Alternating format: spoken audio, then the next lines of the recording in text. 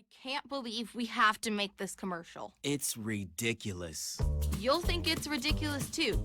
Listen to this. This commercial is about, well, it's about parents being rude at high school athletic events. Ridiculous, right? It gets worse. Studies show more than 75% of new high school officials are quitting because of bad adult behavior. So now there's a shortage of refs here in Idaho, in almost all sports. No officials means no more games. Is that what you want for us? Come on, parents. It's time to grow up. Cheer for your team. Be proud of your children. But stop being so ridiculous. And don't make us run another commercial. Because we will. This message presented by the Idaho High School Activities Association and the Idaho Athletic Administrators Association, reminding you to always practice good sportsmanship. Welcome to the Ryerson Family Backyard Games. There will be obstacles to face and challenges to overcome. Are you ready? Taking the hard path isn't always easy. It takes courage and determination to do hard things. Quitting tobacco and vaping is possible. You decide when. We'll show you how. Learn more at projectfilter.org or call 1-800-QUIT-NOW. We're Valley-wide cooperative. For 100 years, we've been your first choice for residential and commercial propane, fuels, oils, and lubricants. We service HVAC, install water heaters, propane tanks, and accessories. And yes, we'll even deliver right where you need it. Because for us, serving is more than a job, it's a way of life. We are proud to employ your neighbors and to be a cornerstone of your community. We're Valley-wide. Yesterday, today, and tomorrow. We're here for you. Former regional champ and back end training. That's commitment. Ow. Oh, tough start. This is not as easy as it used to be, folks. And she's off. Obviously pushing through some pain. Every muscle is begging her to stop. How's she doing this? I'm not even sure she knows. Look at her go. And stop. Come on. And go again. It's literally the home stretch. Whoa. She made it. Feel the elation. What fuels that kind of fire? I am Kevin, and I'm from Idaho Falls. It's important for the disabled to be vaccinated because of COVID. I chose to be vaccinated because I didn't want to be sick or in the hospital. Getting the vaccination, my experience was painless and worth it. It was a very wise choice. Look at that. The unmistakable swagger of someone fully covered with health insurance through Your Health Idaho for as low as $0 a month.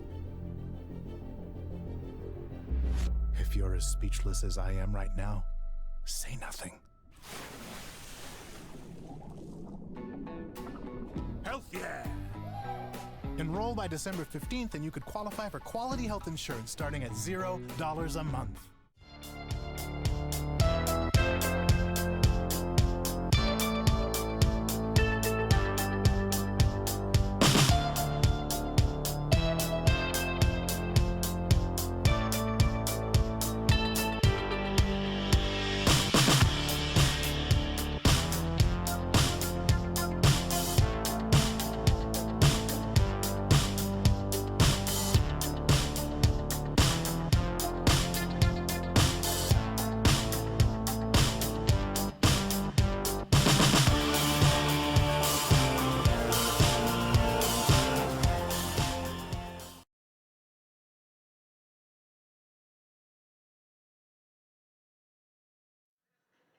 Good evening and welcome into this IdahoSports.com GameStreams production of the 2022 Idaho High School Football Playoffs. Tournament coverage on IdahoSports.com is presented by Project Filter, Your Health Idaho, the Idaho Department of Health and Welfare, and the Idaho Transportation Department. Tonight's game is also brought to you in part by Valley-wide Cooperative and your local Toyota dealers. It is semifinal night across the state of Idaho. We come to you live tonight from Holt Arena on the campus of Idaho State University in Pocatello for a 4A semifinal showdown.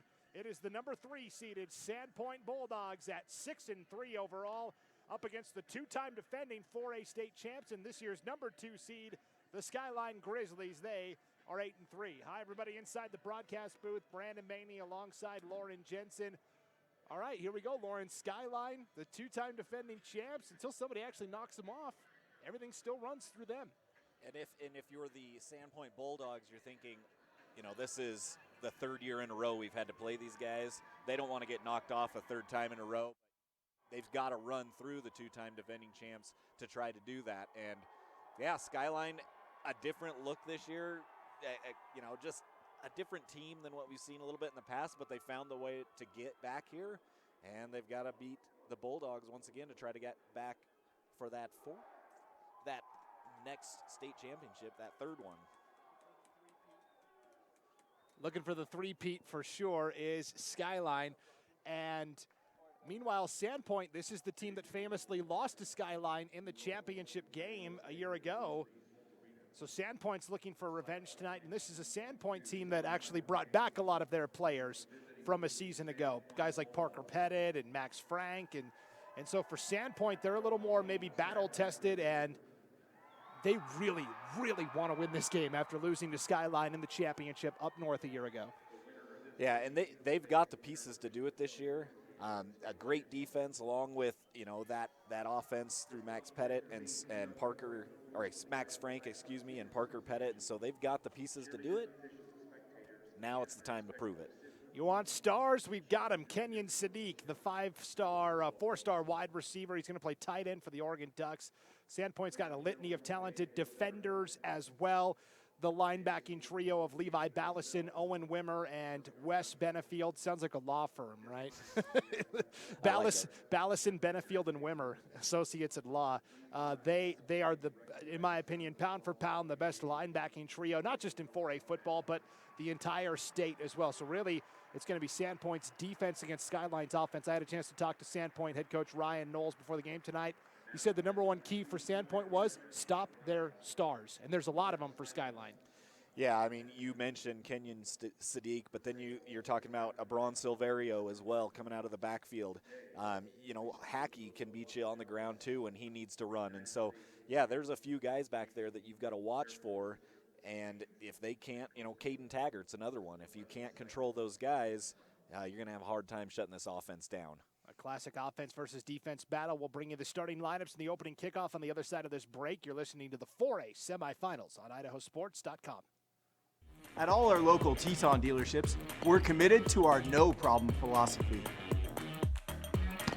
No problem means we'll find it, not we don't have it. No problem means the same fair prices that we've always offered on our new vehicles. Because when you shop with us, it's always no problem to buy and service your vehicles.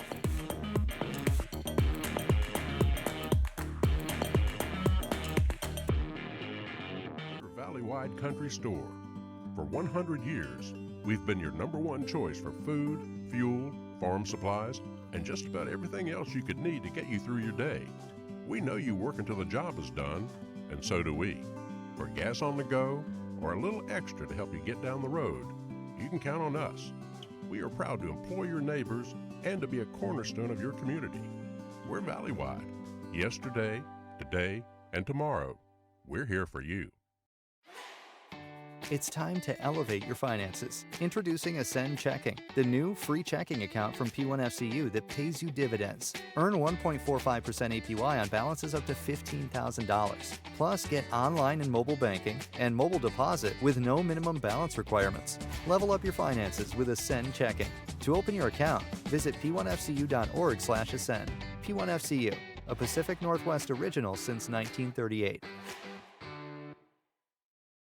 The Dairy Depot Conoco gas station has been a Sandpoint staple for several generations. Bulldog owned and operated, the Dairy Depot offers gas, beer, soda, chips, candy, and a variety of fast food. Try one of their famous hamburgers before the big game. The Dairy Depot is proud to support the Sandpoint Bulldogs. Good luck at state.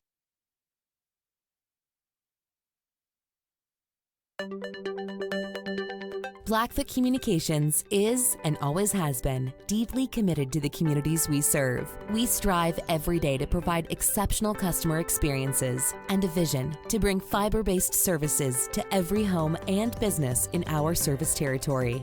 This year, we're beginning our fiber construction to the Island Park area in Idaho. To learn more, visit goblackfoot.com/IdahoSports. Good luck in this year's tournament. Welcome back inside Holt Arena on the campus of Idaho State University in Pocatello for this 4A semifinal. Somebody moving on to the 4A championship next week. Will it be the Sandpoint Bulldogs or will it be the Skyline Grizzlies? Welcome back to this IdahoSports.com audio broadcast. Brandon Baney alongside Lauren Jensen. The national anthem is in the books, wonderfully delivered by the Skyline Pep Band, and is in attendance tonight. The large flag has been unfurled and then refurled, and so here we are, ready to go for tonight's battle. Let's bring you the starting lineups for this evening's contest. First for the Sandpoint Bulldogs. When they're on offense tonight, the offensive line features 4 seniors and a junior. From left to right, it's Wyland Durrell, the senior, Carson Laybourne, the senior, Ben Stockton, the senior. It is Cameron Barrett, the junior, and Austin Smith, the senior. The wide receivers are senior Ari Vandenberg, juniors Max Frank, Hunter Garcia, and Connor Hindberg. Cody Brewster, the junior, is the running back. Parker Pettit, the senior, at quarterback. The Sandpoint defense, 3-4 look defensively. The defensive ends are Kyron Riddle and Blaine Canning, a pair of juniors. Tyson Case, the senior, at D-tackle. Linebackers, we talked about them, Ballison, Benefield, Wimmer, Eli Allshouse, Kobe Barlow, Jack Zimmerman, corners, and Shane Sherrill and Graham Dunkel, the juniors, are the safeties. We'll get you Skyline starters here in just a moment. As the Grizzlies are set to receive the opening kickoff, Sandpoint will be kicking off right to left here in this opening quarter of action. Sandpoint in the white jerseys, white pants, red letters and numbers, black trim around them, red helmets. They look just like the Alabama Crimson Tide. And for Skyline, the navy blue jerseys, navy blue pants, the sky blue letters and numbers, the sky blue helmets. They kind of look like North Carolina. On the return, it's a squib kick away from Kenyon Sadiq out to the 37-yard line. And a nice return that time from Skyline's Amani Morrell. And so now the Skyline offense tonight, up front on the offensive line, it's Braden Merslock, the junior, and then 3 sophomores at left guard, center, and right guard. Daxton Perkins, Atticus Furman, and Dylan Meek. And then it's Carson Hyde, the senior, at right tackle. The wide receivers are seniors Kenyon Sadiq, Caden Taggart, and Isaac Harrison, along with Racer Collins, the junior. And then a pair of seniors in the backfield, LeBron Silverio, the running back, Lachlan Hackey at quarterback. So it's 1st and 10 for Skyline from their own 38-yard line. 11:56 to go in our opening period of play. Sadiq in motion left to right. They'll fake to him on the sweep. Hackey rolling out, dumps off in the flat. It's complete to LeBron Silverio across the 45, out to the 47-yard line, a 9-yard gain. Yeah, Ballison in on that tackle, the first guy there for the Bulldogs. And, you know, right away you see Ballison getting in on the action from his linebacker position. And this 3-man defensive line for Sandpoint, very good at rushing the passer. You saw it there, but Lachlan Hackey has the mobility to buy time on the rollout. 2nd and 1 for Skyline from their own 47. Hackey will keep it, started left, worked back right, snakes his way across the 50 up to the Sandpoint 49-yard line for a gain of 4 and a first down. Now, in the break, we were talking a little bit about Silverio and his role in this offense. He kind of really is that linchpin, kind of makes things run for Skyline. And you saw him on the first play, and now they kind of fake to him, and Hackey takes it. So continue to watch him and listen for his name, as we call it, because he'll be heavily involved in this offense. Yeah, I've said it. Bron Silverio is the straw that stirs the drink for this Skyline offense. 10:50 and counting opening quarter, opening drive for Skyline. 1st and 10 from the Sandpoint 49. Hackey back to pass, down he goes, back at the 44-yard line. Sandpoint coming through on the sack, and making the stop is Tyson Case. Yeah, great job by Case, got into that background. Hackey was trying to roll that way. Nobody open downfield, and he got hit for a 6-yard loss. So I talked about it. It's a 3-man defensive line for Sandpoint. Kyron Riddle, Blaine Canning, the ends, and then Tyson Case is the nose tackle. And those 3 alone are very good at rushing the passer, and they really set up. We talked about the 3 linebackers for Sandpoint as well. They really set up a lot of the success for that linebacking trio. 2nd and 16 for Skyline from their own 45. Hackey has time, slings to the near side, complete. Caden Taggart, the 50, the 45, and steps out of bounds on the near side at the Sandpoint 44-yard line. So they get 9 yards back there on the pitch and catch. It'll be 3rd down and 4 upcoming. And a very manageable third down here. See what Skyline opts to do. I'm really excited to watch this defense for Sandpoint. Haven't seen them this year, just heard the good things about them. So I'm really interested to see how they handle some of the offensive firepower for Skyline. 9:56 to play here, opening quarter, opening drive for Skyline. Grizzlies facing a 3rd and 5 from the Sandpoint 44-yard line.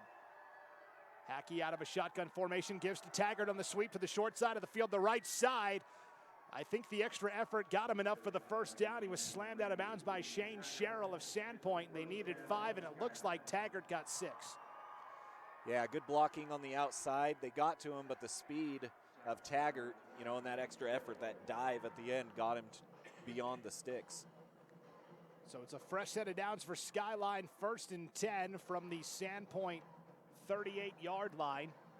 Looks like a offensive line switch for Skyline. We had one lineman come in for another. 1st and 10 for the Grizzlies, 9:50 to play opening quarter. They give to Silverio, trying to bounce it to the outside, gives the stiff arm and picks up a yard, maybe 2. Good effort by Levi Ballas in there to slow him up just enough for Blaine Canning to come up and make the tackle. And he's almost, at times when he's not in coverage and on a wideout, he's coming up almost as a defensive end and rushing a little bit. That time he was on his left side of the line there and was able to fight off the stiff arm, like you said, and take the legs out from underneath Silverio. 9:45 to play, opening quarter of action. That's twice in a row that Skyline has run to the short side of the field as well. They're still on that near hash mark, working left to right. This opening quarter of action, 2nd and 8 for the Grizz from the Sandpoint 38. Hackey has time, going deep over the middle for Sadiq. It's caught in stride for a 36-yard touchdown. And Sadiq wide open. I mean, he blew by Allshouse down the middle of the field. Allshouse was about 3 yards away from him when Sadiq caught that in the end zone for a touchdown. A 36-yard touchdown strike from Lachlan Hackey to Kenyon Sadiq. Just a little post route, and like you said, open by several yards. And now it's the extra point try from Jacob DeMott. It'll come out of the hold of Racer Collins. And DeMott's kick is through. So a 7-0 lead for Skyline with 9:39 to play in the opening quarter of action. A 1-for-1 start. You know, last week Skyline was 7 for 7. 7 touchdowns on their first 7 drives of the game. They only had 8 total, and the 8th one is when they ran out the clock in that quarterfinal victory. So a pretty impressive start here for the Grizz. Yeah, it didn't look like, I mean, the defense of Sandpoint, they handled the run fairly well. They were able to, you know, get a sack on that possession. But the one time they go into the air, it's Sadiq. And how many times have we seen that this season is him wide open or beating his man, able to go up and get a touchdown catch. Like to look a little bit at his stats eventually, see how many touchdowns he has versus how many actual receptions, because it's a pretty good percentage. You know, they used to say about Chris Carter back in the day in the NFL, all he does is catch touchdowns. That's kind of Kenyon Sadiq's deal. And you know, more and more as we've gotten deeper into the season, teams have started throwing more double coverage at him. And like last week, he had 2 catches for 13 yards, but he caught a touchdown.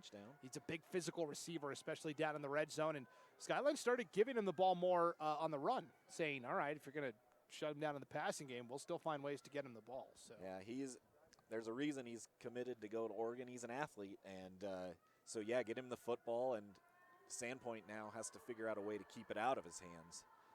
DeMott will kick off here for Skyline. Sandpoint's got 2 return men deep standing at their own 5-yard line. This is a squib kick. Going to be taken on a hop here by Tyson Hodges. Hodges across the 30 out to the 33, where it'll be 1st and 10 for Sandpoint. We told you that offensive line, 4 seniors and a junior: Wyland Durrell, Carson Laybourne, Ben Stockton, Cameron Barrett, Austin Smith for Sandpoint. The receivers are Max Frank, the junior, Ari Vandenberg, the senior, and then a pair of juniors, Hunter Garcia and Connor Hindberg. Cody Brewster, the junior, at running back. Parker Pettit, the senior, at quarterback.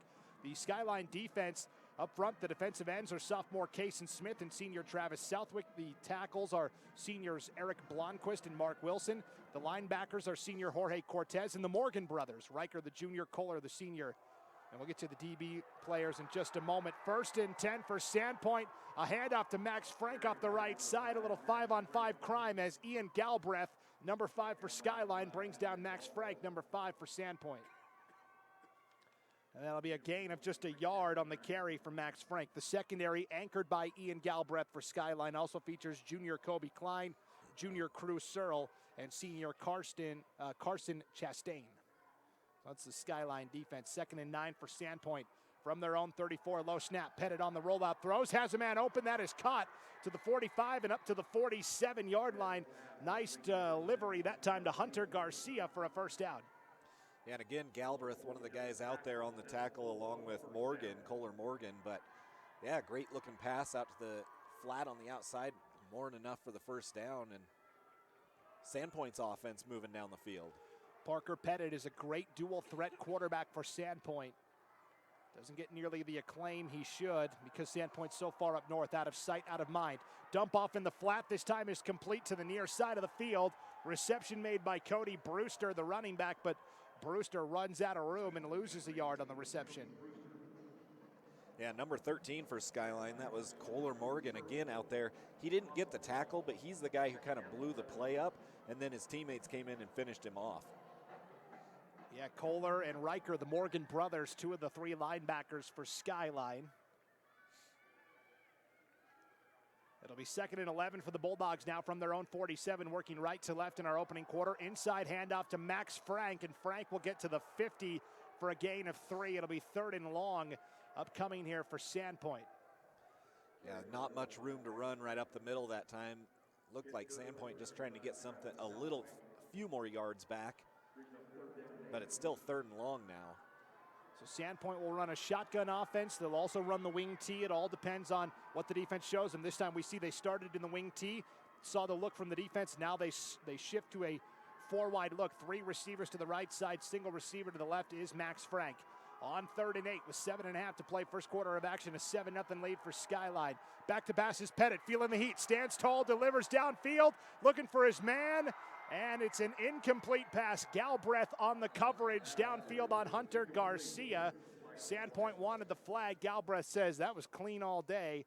And we've got a personal foul penalty against Skyline, though, for what? Roughing the passer, it looks like. Yeah, and Pettit, he was under duress there, and stepped up, got away from a would-be sack. I'm not sure exactly what the call was. I didn't see the roughing passer signal. But nonetheless, it's going to be a first down after what would have been a 4th down and force of a punt. Yeah, I believe I saw roughing the passer from our official, which is a huge penalty against Skyline because that was 3rd down. You're basically forcing a punt. Now Sandpoint's got the ball 1st and 10 at the Grizzlies' 35-yard line. And Sandpoint's a good team. You give them extra chances. Typically, they make you pay. 4 wide here, and now they'll shift into that wing T formation. This is a unique offense that Sandpoint runs. 1st and 10 from the Skyline 35. They fake the dive, give to Parker Pettit up the middle. I think that was a busted play, Lauren. Pettit turned to his left. The fullback went to the right. And so Pettit said, all right, I guess I'm going to do this thing. And he ends up picking up 7 yards. Yeah, if it wasn't busted, it was a really good fake. And Pettit got good yardage out of it. Like you said, 6 yards all the way out to the 32. I mean, that's out to the 28-yard line. So that is unique. You don't see guys going from the wing tee out to the spread. That's really different offense. 2nd and 3 for Sandpoint. Quarterback bootleg. This is Pettit off the left side again. And Skyline there. That's Eric Blomquist, the Firth transfer, making the stop at defensive tackle for Skyline. It's a gain of 2 to bring up 3rd and 1 for Sandpoint. And really now the first short yardage 3rd down play here, and a big one for both these teams, especially as Sandpoint driving here against Skyline. 6:15 left in the first. It's a great opening game here at Holt Arena tonight. Wing T again for Sandpoint on 3rd and 1. They give to Garcia on the sweep off the right side, has the first down out to the 20. That is a gain of 6 for Hunter Garcia and a Sandpoint first down. That was Kobe Klein out there that made the stop, and it's probably a good thing he got his shoelaces because both the other defenders were blocked well, and I think he might have got to the end zone had Klein not tripped him up. Yeah, this is truly a Sandpoint offense that will take what the defense gives them. There's been games where they've thrown for 300 yards. There's times like last week in their quarterfinal win over Shelley where Sandpoint rushed for over 350 yards as a team. They rushed for 364 yards in the win. They did to Shelley what Shelley likes to do to so many other teams. This play blown dead before it can start. 1st and 10 from the Skyline 20 will turn into 1st and 15 from the Skyline 25 on the false start. 5:35 to play here in our opening period. 7-0 Skyline lead on a 36-yard touchdown pass from Lachlan Hackey to Kenyon Sadiq, and now it's Sandpoint trying to answer on their opening drive. Pistol formation this time for Parker Pettit. 2 receivers either side of the formation. The tailback with him is Joe Hughes. They'll fake to Hughes, keep it with Pettit right up the middle, across the 20, down to about the 16-yard line. And you see Pettit, he hits the hole really quickly for a quarterback. Yeah, he is quick with that first step, and he gets moving fast. Finally, Jorge Cortez, number 4 for the Grizzlies, able to catch up with him and tackle him after a pretty good gain, though, about 8 yards. Brings up a 2nd and 7 from the Skyline 17, 4:50 to play, opening quarter of action. Again, it's 4 wide and a pistol formation for Sandpoint, 2 receivers either side. Skyline's got a lot of guys in the box here. They rush 5. Pettit delivering for Garcia. Incomplete pass into the near corner of the end zone. A lot of contact out there. Again, that's Galbraith, and they've tried to target Galbraith a couple of times so far tonight, Lauren, and he stood tall.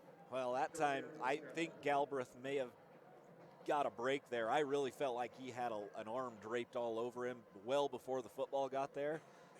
Neither official threw the flag, so what do we know up here? But, yeah, they have tried to target him, and he hasn't broken yet. 3rd and 7 for Sandpoint now. 4:37 to play, opening quarter. Trailing 7-0. Parker Pettit's going to call a timeout here as Sandpoint didn't like the look. So Sandpoint will burn their first timeout with 4:37 to play first quarter. A 7-0 lead for Skyline, and Sandpoint facing a 3rd and 7 from the Grizzlies 17. If you're an Idaho homeowner and have fallen behind on your mortgage because of the COVID-19 pandemic, help is available. The Idaho Homeowner Assistance Fund can get you back on track. Check your eligibility and apply today at IdahoHousing.com/HAF. That's IdahoHousing.com/HAF, or call 888-991-2166. And Conan Heating and Air Conditioning is your Lennox premier dealer in Idaho Falls. Conan Heating and Air Conditioning has been providing superior HVAC service in the Idaho Falls area since 1946. That's 75 years. With highly qualified and experienced technicians, no job is too big or small. For all of your furnace repair needs in Idaho Falls, trust the job to Conan Heating and Air Conditioning. Visit them online for more information at conanheating.com. Long huddle here for Sandpoint and their head coach Ryan Knowles. We talked about Parker Pettit, the leader of this team, and all the stats that he's accumulated. How about these stats inside the classroom, Lauren? He's had a perfect GPA since elementary school, honor roll member every semester of his high school career, and he killed it on his SATs. Got over 1,500, only missed 3 questions, period. So not only is he a great quarterback, but he's cerebral. On 3rd and 7, Pettit will run right into a swarm of Grizzlies. It was Eric Blomquist again leading the charge. Pettit loses a yard. It's now 4th and 8. Yeah, nowhere to go that time for Pettit. Skyline read it perfectly, wrapped him up, and they've got the field goal unit on now. So Sandpoint's going to come out for the field goal with 4:10 to play in our opening quarter of action here. And it's a fake. This is the holder looking for somewhere to go with it is Ari Vandenberg, and Vandenberg gets tackled for a loss of 5 and a turnover on downs. So Sandpoint came out for the field goal, and it was a clear fake from the jump. Ari Vandenberg, the holder, was trying to throw it somewhere and couldn't, and you could tell it was a fake, Lauren, because they snapped the ball so quickly before the kicker was even really set up to kick. Yeah, it was I don't know if that kind of tipped it off for Skyline. They were probably looking for it a little bit just in this type of situation, but they were not fooled whatsoever. And so a nice drive for Sandpoint comes up empty. And Skyline's offense back on the field trying to do some more damage. First and 10 for the Grays from their own 25-yard line with 3:59 to play opening quarter, already up 7-0. A 5-wide formation here for the Grays. 3 to the right, 2 to the left. It's a screen to Sadiq in the flat on the left side, caught at the 25, the 30, a stiff arm delivered, a helmet lost as well. Sadiq stays in bounds, the 30, the 20, the 10, the 5, all the way into the end zone for a 75-yard touchdown on the screen to Kenyon Sadiq. What a play. Great blocking on that outside, and that's why you get the ball in the hands of Kenyon Sadiq. He showed off the speed down the sideline, but great blocking to spring him open. He caught it on the near side of the field, and it was a true screen pass. You know, Hackey's going to get credit for 75 yards, but that was definitely Sadiq doing the heavy lifting. I think everybody stopped for a second because a Sandpoint defender, Wes Benefield, he lost his helmet right as the play was developing, and next thing you knew, Sadiq was zoom right through the defense. DeMont, extra point is good, so 3:46 to play first quarter and a 14-0 lead for Skyline, but what a crazy play. Well, and I think, you know, Sandpoint, if I'm Sandpoint, I'm a little frustrated because his helmet came off for one of two reasons. Either Sadiq's stiff arm took it off, or the guy that was blocking him ripped it off, or a combination of both. And, man, that could be, you could consider that an illegal use of hands. I mean, there's no reason in my mind that his helmet came off on its own.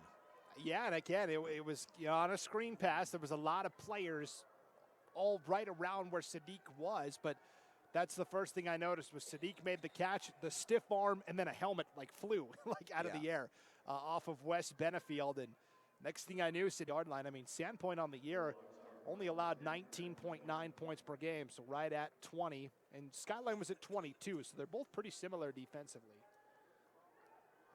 On the far side of the field, whoever was blocking McKay Bird, they ended up out of bounds on the far side, and McKay Bird into the padding over there, the Bingham Healthcare padding over there, well after the whistle. So keep an eye on that coming up. There's no love lost between these two, and even though they're separated by, 500 miles or whatever it is, I mean, they played each other a lot over the past couple of years. First and 10, handoff right side to Cody Brewster, bounces it to the outside, and Brewster picks up 13 and a first down out of bounds right around the 33. We'll see where they officially mark him out at. Yeah, Morgan, the one who finally pushed him out of bounds, but a first down all the way out to the 30. So good opening play for Sandpoint. They got to get back into this ball game. And they need to, you know, they really thrive on the ball control offense as well. 3:40 to play first quarter, down 14-0. First and 10 from their own 30, still working right to left. Pettit out of the shotgun. 3 receivers left, single receiver to the right. Pettit back to pass, has time, delivers, defender fell down, and because of that, it's a 12-yard reception on a slide by Max Frank. That was Carson Chastain in coverage, Lauren, who lost his footing. Yeah, Chastain did on the cutback. He slipped, and had the ball not been thrown low to Max Frank, I think Frank would have had a chance to turn upfield and get some extra yardage just because Chastain was laying on the turf. From a spread now to the wing tee, Sandpoint audibles again here. First and 10 for the Bulldogs from their own 42. 3:10 to play first quarter. Inside counter this time. A massive humanity out across the 45 to the 46. That was Max Frank on the carry again, picks up 6. And that's a huge chunk of yards for just a dive, you know, or a counter right up the middle. I mean, there wasn't anything really tricky about that play, and you pick up 6 yards right up the middle. So Sandpoint's got 2 of the 10 best offensive linemen in the entire state, Wyland Durrell, Carson Laybourne. They both play on the left side, left tackle, left guard. So they run off the left side, and then they'll pull both of those guys and run off the right side as well. This time it's a straight ahead run. This is Brewster up the middle, and Brewster gets right back to the line, and that's it. Maybe a yard. We'll see where they mark it. Yeah, they'll give him a yard officially to make it 3rd and 4 at the 48-yard line of Sandpoint. Yeah, Skyline defense really loaded up that time, almost like they knew it was coming up off that left side, as you talked about those 2 great offensive linemen for the Bulldogs, and they stuck him for pretty short yardage that time. 2 minutes to play, opening quarter, 14-0 Skyline lead. Sandpoint trying to answer on 3rd and 4 from their own 48. Sweet play right side, Max Frank spins and gets the first down. Needed 4, ends up picking up 6. They'll move the sticks. It's 1st and 10 at the Skyline 46-yard line. And again, great blocking, opening up running lanes for Frank to get all the way, across for a first down. And they continue to pick up good yardage on their running plays. Yeah, really where Sandpoint's gotten into trouble is when they've dropped back to pass tonight, right? The sack and the 4th down, fake field goal. 1st and 10 from the 46 of Skyline. Screen pass is caught on the far sideline. Defenders able to shed a block out there. I think it was number 9 for the Grizzlies, Kason Smith, shed that block and was able to finally wrap him up because he could have got another first down off of that had that block held. So Hinberg, they mark him out at the 43-yard line, so just a gain of 3. Quarterback keeper, Parker Pettit still going, dragging a defender. He's going to be a yard shy of the first down, but boy, Eric Blomqvist had him wrapped up, and Pettit took him for at least another yard. Yeah, Blomqvist at 6'3", 225. He's not an easy load to carry, but he was being hauled rather easily, it looked like. Makes it 3rd and 1 for Sandpoint at the Skyline 37. 35 seconds to play, first quarter of action. Pettit under center in the wing tee. They'll have to run one more play here until we get to the end of the first quarter. 3rd and 1 for the Bulldogs. They'll turn and give to Joe Hughes right up the middle, and Hughes has the first down easily out to the Skyline 30. Gain of 7, and that'll move the sticks. And Galbraith, one of the men hanging on to him for that tackle on that play. And man, the Bulldogs quickly back to the line, no huddle. They may try to get another play off here before the end of the quarter. We're down to 10 seconds to play in the opening period. A 14-0 lead for Skyline. They audible from the wing tee to the spread. 3 receivers to the left, single receiver to the right. Pettit out of the pistol, and they may just try to get Skyline to jump here with all the movement and whatnot. And that'll take us to the end of the first quarter. Our score after 1, Skyline 14, Sandpoint nothing. We'll be back with the second quarter right after this break. You're listening to the 2022 4A semifinals on IdahoSports.com. It's time to elevate your finances. Introducing Ascend Checking, the new free checking account from P1FCU that pays you dividends. Earn 1.45% APY on balances up to $15,000. Plus, get online and mobile banking and mobile deposit with no minimum balance requirements. Level up your finances with Ascend Checking. To open your account, visit p1fcu.org/ascend. P1FCU, a Pacific Northwest original since 1938.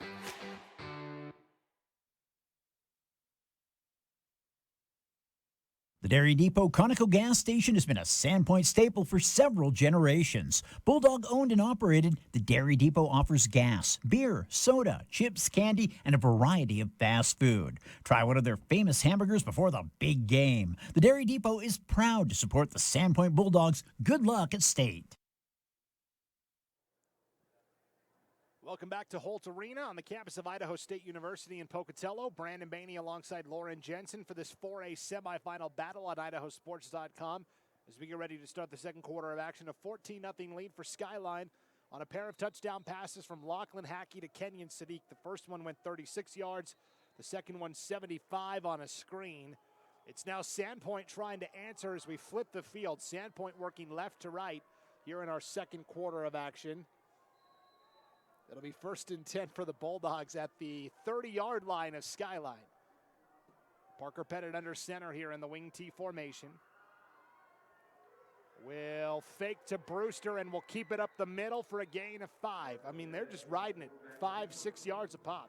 Yeah, that offensive line, he doesn't even have to hand it off, does Pettit. He just faked it and then followed that lead man through behind those 2 big offensive linemen on that left side. And like you said, pick up 5 yards on a carry. That's a pretty good average running the football. And it's what they've done all year. Wyland Durrell, Carson Laybourne, both play on that left side, and they are 2 of the premier offensive linemen in the state of Idaho. They will give off the left side this time on 2nd and 5 across the 20. Down to the 19-yard line is Wes Benefield. He occasionally moonlights as a fullback, and there's Benefield losing his helmet again for the second time tonight. Well, and crud, if you're Benefield, you got to start asking, okay, now what's wrong with my helmet? Are you putting your chin strap on? Because he is a hard runner, and he's going after guys. I mean, he plowed over a couple of would-be tacklers there for a couple extra yards. So Benefield gets 6. It's 1st and 10 for Sandpoint. Ball at the Skyline 19. 11 minutes to play before halftime, and the Bulldogs trailing 14-0. Pettit back to pass, spins out to the right side, has time, throws on the run, zips it, it is broken up. They were trying to go to Hunter Garcia around the 5-yard line on the near sideline, and I believe that was Galbraith again who got in there to break up the pass, and Kenyon Sadiq out there on defense as well. Yeah, both of them came up with big hit. The ball kind of floated a little bit on Pettit. It was a tough throw on the run, but that gave time for those defenders to get over there and put a big hit on him right as that ball got there, and he wasn't able to haul it in. So we talked about how Benefield, the all-state linebacker, moonlights as a fullback sometimes. Same with Sadiq, all-state wide receiver. He will moonlight as a corner if Skyline really needs him to. We all remember last year in the 4A semifinals when he basically shut down Julian Bowie from Pocatello. 14-0 lead for Skyline. Sandpoint on 2nd and 10 from the 19. Penalty flag comes out. This will be a false start on the Bulldogs. You know, they've had a couple, even on the last possession, where they ended up turning it over on downs after the fake punt. They had that 1st and 10, and they ended up 1st and 15 because of a false start. And now they're 2nd and 15, kind of in the same spot on the field. Yeah, this is right around where their last drive, their only drive so far besides this one, it kind of derailed. 2nd and 15 for the Bulldogs from the 24-yard line of Skyline. Again, a spread 4 wide.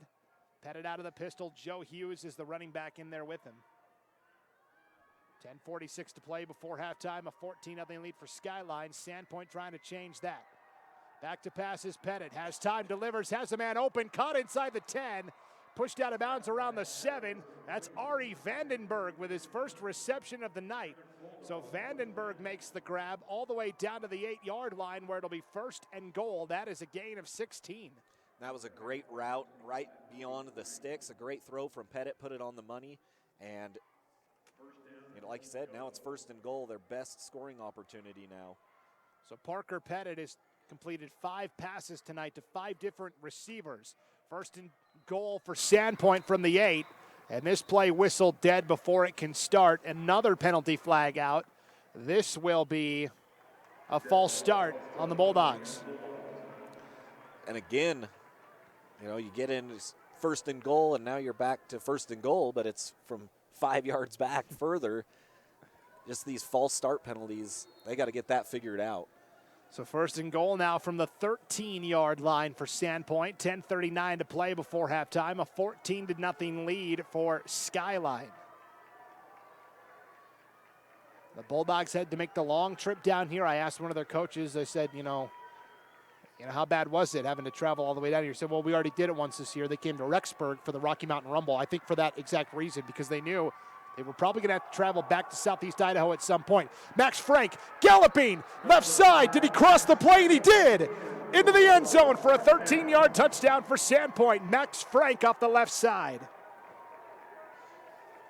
And just another tough run for Frank.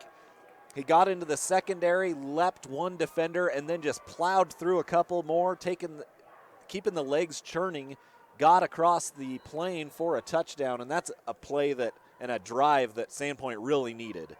And now the swinging gate formation here on the point after, and a penalty flag comes out. Too many guys in motion or what? I don't know. You know, the swinging gate is a finite thing where you've got to have it just so, and it's encroachment against Skyline. Wow. I think what happened is number 9 for Skyline on the left side, as soon as he saw everybody shift, he jumped across thinking the ball had snapped, and that drew him off sides. Now, they did take the penalty, which I don't know if this makes the PAT easier or harder, that extra 1.5 yards. I don't know. That's Kason Smith, the defensive end for Skyline, who jumped off sides, makes the extra point easier. Sandpoint drills it, and so it's 14-7. Sandpoint on the board with 10:33 to play here before halftime. I want to thank Conan Heating and Air Conditioning. They're your Lennox premier dealer in Idaho Falls. Conan Heating and Air Conditioning has been providing superior HVAC service in the Idaho Falls area since 1946. That's 75 years. With highly qualified and experienced technicians, no job is too big or small. For all of your furnace repair needs in Idaho Falls, trust the job to Conan Heating and Air Conditioning. Visit them online for more information at conanheating.com. IdahoSports.com. And if you're an Idaho homeowner and have fallen behind on your mortgage because of the COVID-19 pandemic, help is available. The Idaho Homeowner Assistance Fund can help you get back on track. Check your eligibility and apply today at IdahoHousing.com/HAF. That's IdahoHousing.com/HAF, or call 888-991-2166. Luke Pertek knocked through that extra point for Sandpoint. And it's a 14-7 game after Max Frank scores on a 13-yard touchdown run. Now the question is can the Bulldog defense get a stop? Yeah, and that's, we talked about how good their defense has been, and and Skyline's offense has really been clicking the last few weeks, and so it's not surprising to me to see him do this early in the game. Who can make the adjustments and get a stop here? Short kick taken at the 10-yard line. This is Caden Taggart on the return. Out across the 25 and will be cut down around the 27-yard line. That's a great return on a shorter kick. That was actually, Hamilton Woodruff out on the return. So Woodruff puts Skyline in decent territory to start here 1st and 10. I think that was Bohannick who took him down eventually and did a good job because he got stiff-armed too and still had the strength to hold on and pull Woodruff down. Well, we've already seen, I'm a big fan of alliteration, Lauren. It's Sandpoint, Skyline, and we've already seen several stiff arms delivered by both teams tonight, right? We have. And they've been good ones, too. Helmet dislodging ones, actually. That's right. Helmet dislodging. That's good. I like that. 1st and 10 for Skyline. They're now working right to left in the second quarter of action. 10:25 to play before halftime, up 14-7. 1st and 10 from their own 27. Spread formation, 2 receivers either side. Silverio off the right side. Kept his feet moving out across the 30 to the 32. Ballison nearly had him for a 3-yard loss in the backfield, but Silverio kept on dancing and picked up 5. Yeah, and then a big hit from behind from Benefield trying to dislodge that football, but not able to, but a big tackle. Could have been more yards had Benefield not cleaned him up. And this Bulldog defense has played so well all year long. Needing a stop here, down 14-7, 9:50 to play before halftime. 2nd and 5 for the Grizzlies from their own 32. Taggart the man in motion. They'll fake on the sweep, give to Silverio on the counter, and he's brought down in the backfield. It's Ballison charging through for the tackle for loss. Yeah, Ballison has been in on a lot of tackles. Of course, one of their leading tacklers on the season, and that time, like I said, he's kind of played off the end a little bit more so than just at a straight linebacker position. And it paid off right there. Nice tackle for loss. Loss of 4 on the carry for Abron. Silverio makes it 3rd and 9 now for Skyline from their own 28-yard line with 9:10 to play here before halftime. 3 receivers bunched to the right side, single receiver to the left. Hackey on the rollout, has time. Going deep for Sadiq on the post route. It is caught in stride. The 30, the 20, the 10, the 5. And he puts up the finger and says, I don't think so. He's in for the touchdown from 70 yards out. What a throw. Yeah, and unfortunately for him, that little finger up, the number 1 wagging in the face of the defender is going to draw a penalty on the play. But there again, you see the athleticism from Sadiq. He's double covered. He outruns both of them, and really Hackey just has to throw it up in the vicinity, and Sadiq will go get it. That ends up being a 72-yard touchdown from Lachlan Hackey to Kenyon Sadiq, and again, it was a post route. That's how he scored the last time he got the ball. Well, the first time. The second time was on a screen. So, and again, it's not that Sandpoint's defenders are bad. It's just that Sadiq is that good. Like, really, the only way to contain him really is to throw double coverage at him. And you can't let him by you. You've got to bump him. You've got to slow him down. If you let him behind you, he's going to outrun you. He's got 3 catches, as you mentioned, for 183 yards thus far in this game. DeMott extra point is through. 21-7 Skyline with 8:56 to play here before halftime. A big lead for the Grizzlies. And thus far, that defense for Sandpoint just not able to contain, and really it's been Sadiq, not able to contain Sadiq. So they've really got a key on that and figure out how to stop him. Last week, Sadiq, we talked about, held to just 2 receptions for 13 yards and a touchdown in Skyline's quarterfinal victory.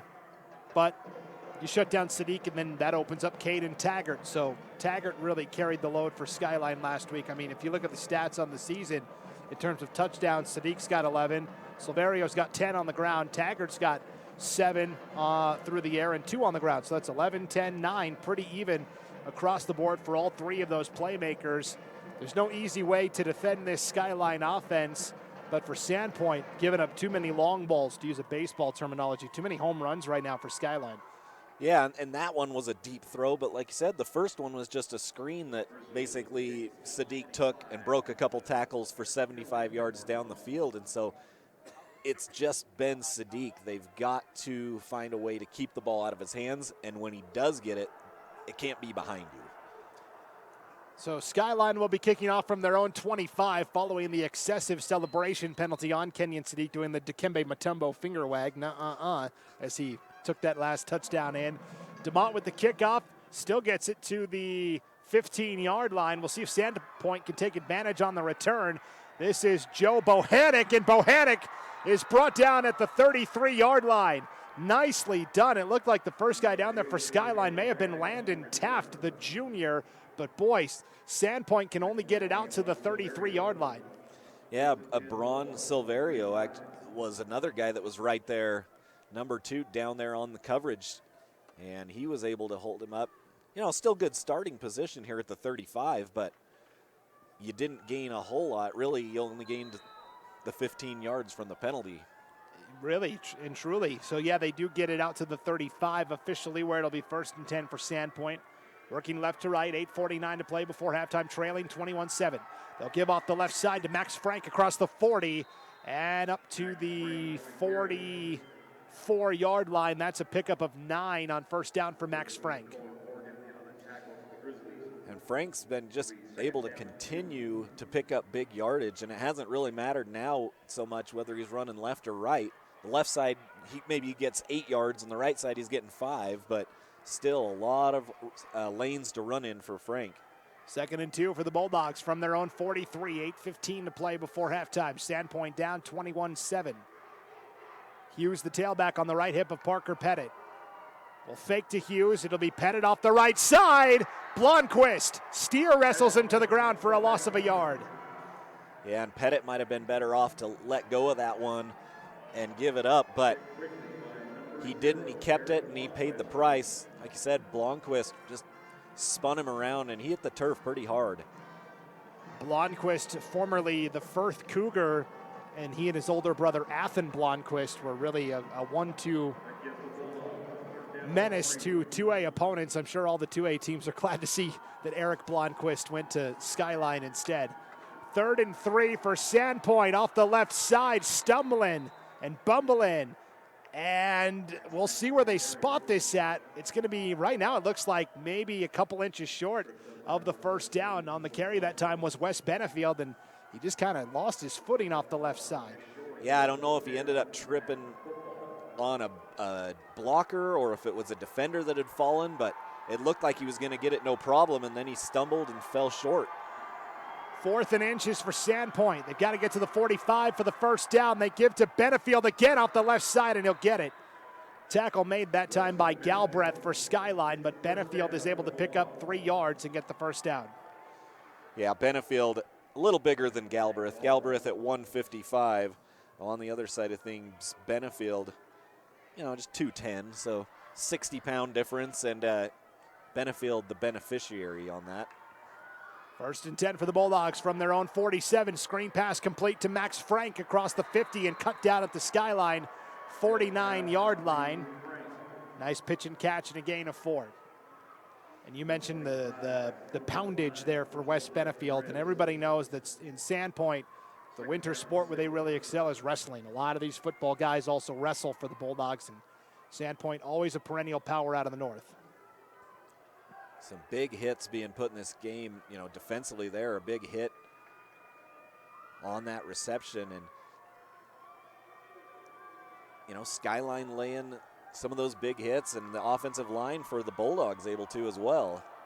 Cody Brewster gets the handoff here on 2nd and 6 off the right side. Will be brought down at the Grizzly 45. Never really brought down. He was more stood up, right? The best part about that play right there was it was number 77, Darrell, the one Bulldog and his running back against like 5 Grizzlies, and Darrell's just standing there like a wall holding him up. He didn't get pushed backwards. He didn't push him forward, but it was like 1-on-5. Yeah, Wyland Darrell, he's such a good blocker downfield. So 5 yards for Brewster on that run. Makes it 3rd and 2 for Sandpoint. Ball right at the Skyline 45. They'll give to Frank off the left side, has the first down and more across the 40 and to the 39-yard line, a gain of 6. And Sandpoint slowly moving the ball down the field here. 5:07 to play before halftime, down 21-7. Keep in mind that Sandpoint does get the ball to start the second half. So if they score here, get a score at the first start of the third quarter, all of a sudden they're right back in it. It'll be interesting to see the time of possession, but Sandpoint's done a good job offensively. They've had good sustained drives. It's just the quick hit and the quick scores from Skyline have led to this 21-7 lead. Other than that, the Bulldogs have had the football the majority of the time. 1st and 10. Pettit back to pass from the 39, going deep. It is incomplete, and now the flag comes out. Abron Silverio in coverage around the 15-yard line. They were trying to go to Max Frank on a comeback route on the opposite sideline around the 15. It looks like Silverio's going to be flagged here. And, we don't have a great angle on that, but shoot, it almost looked like Silverio came back and nearly intercepted that. I don't know. We'll see what the call's going to be. It did come from the back judge, who has a much different look than we do. And Skyline head coach Scott Berger asking the same questions we are. It looks like it is pass interference against Abron Silverio. And, as Parker Pettit was back to pass, he had a guy open in the middle of the field as well, decided to go to the opposite sideline to try and go to Frank. And so 1st and 10 for Sandpoint following the pass interference penalty. It'll be 1st and 10 for the Bulldogs with the ball at the Skyline 24 with 4.5 to play here before halftime. And again, almost a must score here to keep this within 1 score as you head into halftime. 3 receivers right, single receiver left is Frank. Pettit back to pass. Skyline brings the blitz. 1-on-1, they go to Frank to the end zone. A diving grab is made for the Bulldog touchdown from 24 yards out. Oh, Frank had to extend and elevate for that, but he hauled it in for 6. A fantastic effort and catch by Frank. I thought that was going over his head for sure, and he leapt right at the right moment, able to cradle it and bring it in. And they score with 4:26 left here. What a great catch by Max Frank. And again, Luke Pertek on for the point after. And Pertek's kick is through, so 21-14. Sandpoint within a score with 4:26 to play here before halftime. That was a big drive for the Bulldogs offensively, like we talked about. Yeah, they needed that again, and that's, they're hanging in there offensively. It's all coming down to the defense. Can they get a stop against this Skyline offense? Because their offense, the Sandpoint offense, has looked fantastic. They're able to run the ball almost at will, and then their passing has been on point when they've needed to go to it. So the Bulldogs, they're hanging around in this very nicely.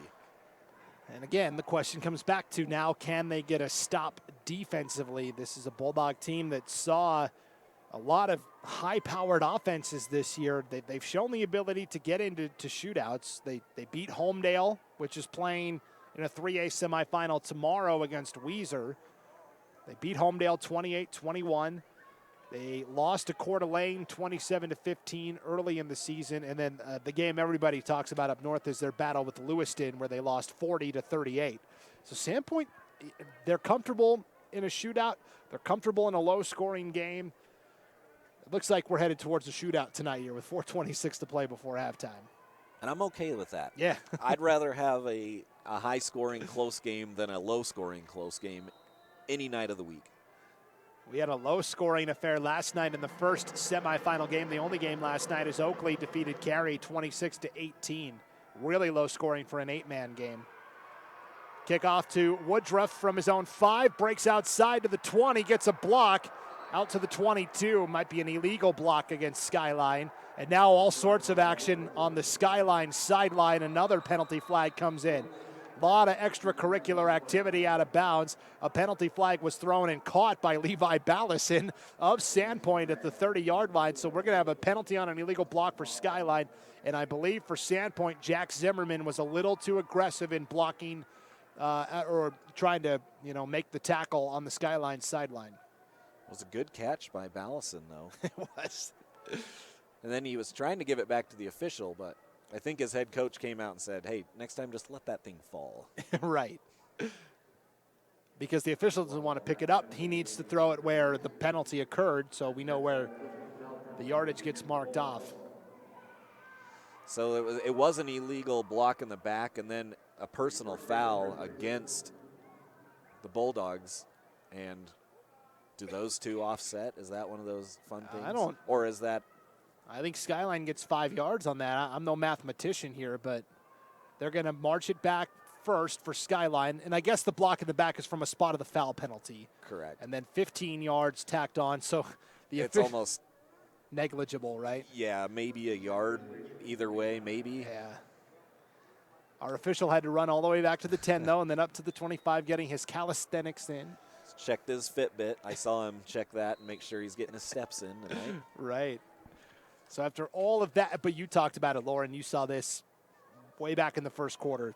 Things getting a little chippy out there between the two sides, and we see the personal foul penalty there against Jack Zimmerman of Sandpoint. So 1st and 10 for Skyline after all that from their 25-yard line with 4:19 to play before halftime. Sadiq in motion right to left. They'll give to Sadiq on the sweep. To the 25 and the 30, and maybe to the 31. They'll mark him back at the 30, a gain of 5. And a lot better job time by Sandpoint, kind of fighting off those screens on the outside and just forcing Sadiq to come back inside a little bit. And they were able to just contain him for about 6 yards. Now they do move it up to the 31. Initially I thought they had that spotted at the 30. Must have been the somersault from Sadiq. Gave Right. him an extra yard. Good effort. 2nd and 4 for Skyline. Silverio off the right side. Penalty flags come out again, and Silverio bottled up for a gain of 3 to make it 3rd and 1. But again, we'll see what the flag is here. It looks like probably holding area. We'll see for sure, but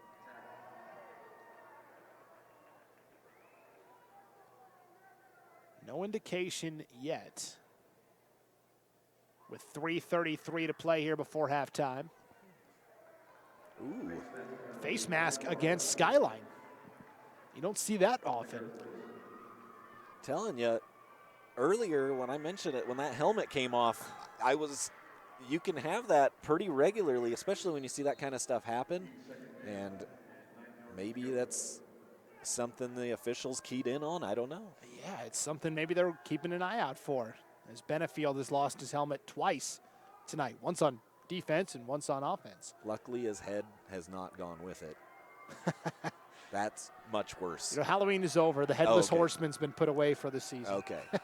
2nd and 9 for Skyline from their own 26-yard line following the face mask penalty. The give to Silverio somehow dances out of the first tackle, but not the second. Silverio maybe gets a yard as Sandpoint defensively. It took a lot of guys to bring him down, but they stayed disciplined. Yeah, 2 or 3 guys hit him as Silverio spun away from him, but then finally the other 8 guys came in and joined the crowd, and he didn't get away from that group. And keep in mind the big play ability of Skyline with 2.5 minutes left here. Still plenty of time to get down the field in a hurry. Silverio did a great job dancing on that play, but as I was calling a game with Joel Richardson 2 weeks ago, and he had a great line. He said, even for the best dancers, the music eventually stops. So 3rd and 9 for Skyline after no gain for Silverio. 2:19 to play before halftime. Hackey on the bootleg. Pressure by Canning. Gets it off in the flat. It is complete. And a yard shy of the first down on the reception on the far side is Caden Taggart. First time we called his name in a while. It's going to be 4th and 1 for Skyline. Well, let's see where they mark it at. Yeah, it's going to be 4th and 2 maybe after the 7-yard reception to Taggart.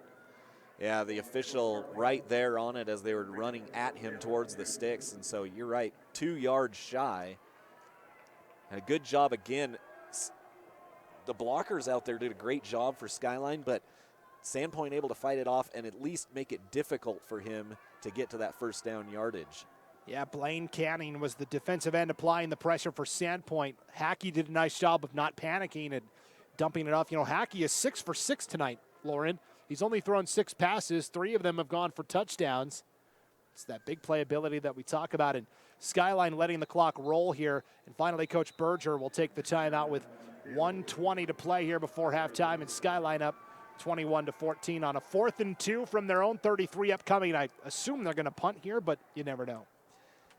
Yeah, I mean, you take a look at talking about Hackey and his stats for tonight, his season stats, 105 of 166. Pretty good.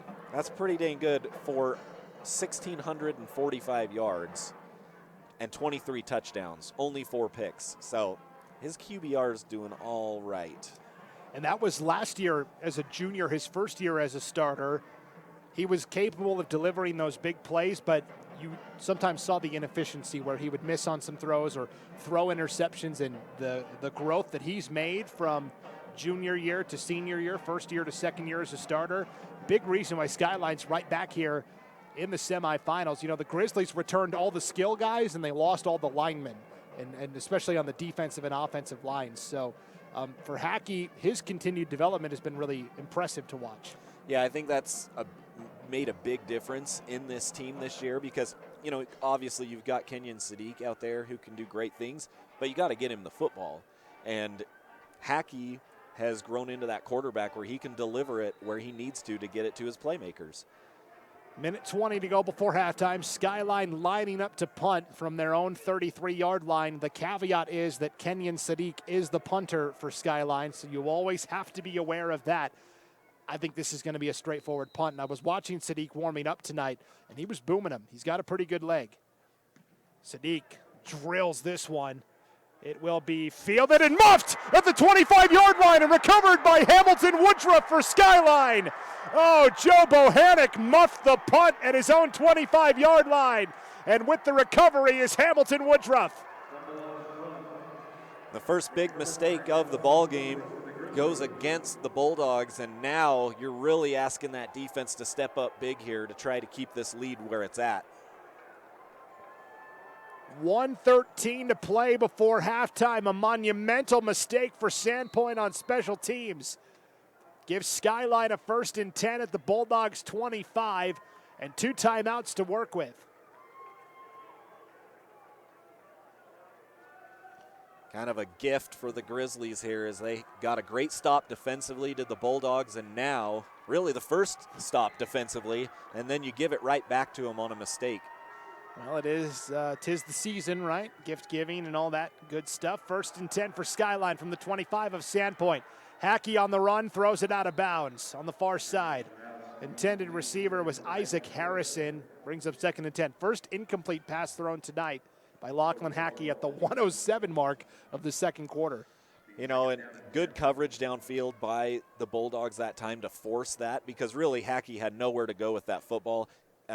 There was a receiver over there, but he really just threw it out of bounds. And, you know, to Hackey's credit, that's another big change that we saw from last year is his decision-making to throw that one away instead of trying to force something. It's been really fun to watch his maturity and his development, as we talked about in the last break. So 1:07 to play before halftime. 2nd and 10 for Skyline from the 25. They fake the Taggart, throw to Sadiq to the end zone left side, a leap and a catch and a touchdown from 25 yards out.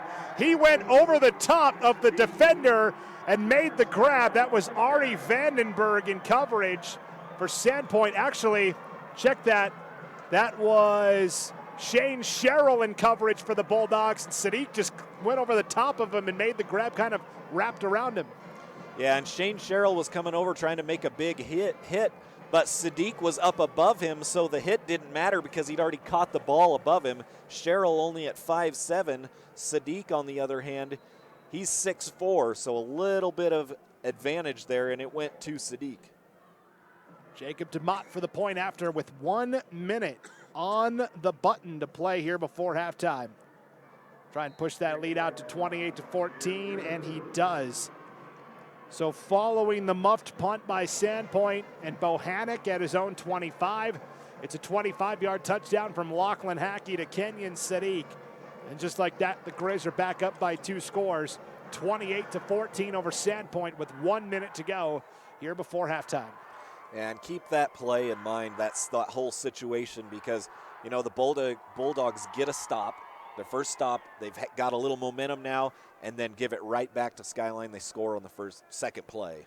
Well, so I was talking to head coach Ryan Knowles before the game tonight, and I said, you know, what are the keys to the game? And he said, you know, stop their stars, which, you know, probably an incomplete grade at this point, but trending towards the lower end of the grade scale. But then he also said, you know, the other things that always come up in playoff games like this, turnovers and special teams. And that's a double whammy there. It was a turnover on special teams for Sandpoint. So, you know, Parker Pettit, we talked about perfect GPA since elementary school. The Bulldogs as a team tonight in terms of, you know, keys to the game. More like a 2.0 right now. Yeah. Not as good as you'd hope.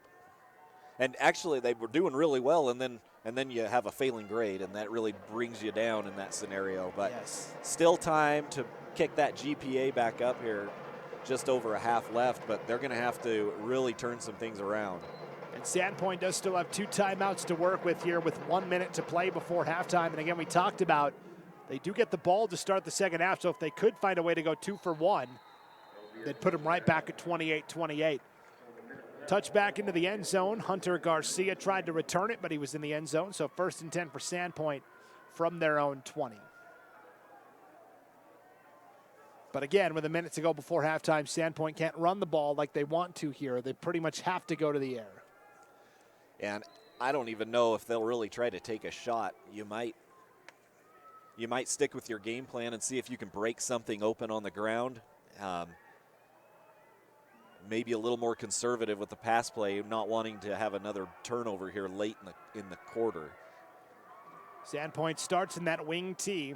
Pettit under center, 1 minute to play before halftime. Roll out left side, has time, has a man wide open. It's Garcia, and Pettit throws it short by a yard at the 45-yard line of Skyline. Hunter Garcia was wide open right in the middle of the field, and Pettit short-hopped it. Yeah, if Pettit had really unloaded on that, we might have saw a touchdown pass right there because he was wide open, and Skyline was just clamoring to try to get back to him once they saw where he was going with the football. Kind of a break there for Skyline defensively. 54 seconds to play before halftime. 2nd and 10 for the Bulldogs from their own 20. Pettit will take off and run on the draw, and nowhere to go. Brought down to the backfield for a loss of a yard. That's Eric Blomqvist again for Skyline on the stop. Now, Blomqvist, he is just everywhere from that defensive line position. He's in on almost every tackle that is run across the line of scrimmage. I can't imagine what Firth would have looked like defensively with him on the field. So his older brother, Athen Blomqvist, 2 years ago when Athen was a senior, a junior, he had 33 sacks in 1 year for Firth. So that's kind of the gold standard in the family. I'm not sure Eric has ever gotten to that level, but Eric's like, hey, I've got a chance for a state title, bro. Well, Andy's also, well, Firth does too, but he's also playing at a 4A school versus a 2A school. Little difference, but. Yeah, and Sandpoint will take the knee and head to the locker room and try to figure out how to solve this Rubik's Cube that is the Skyline Grizzlies, the 2-time defending 4A state champs. But at halftime, it is Skyline in front of Sandpoint, 28-14. We'll be back with the halftime show right after this break. You're listening to the 2022 4A semifinals on IdahoSports.com. Ads like this keep popping up, but I see through the hype because those vape clouds people claim are just water vapor contain as many as 31 different chemicals, like formaldehyde, the stuff they preserve dead bodies with. And while the flavors sound all harmless, we still have no idea what these ingredients could be doing to our bodies. But I already see vaping for exactly what it is. Get the real facts at BehindTheHaze.com.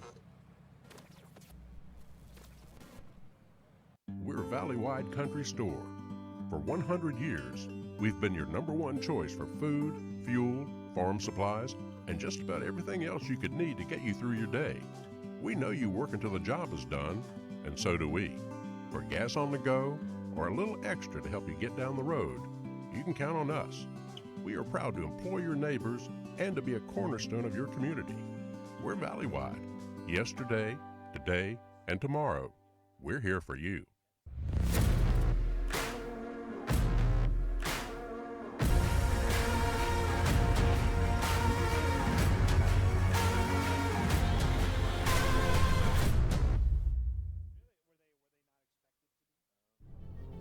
Look at that.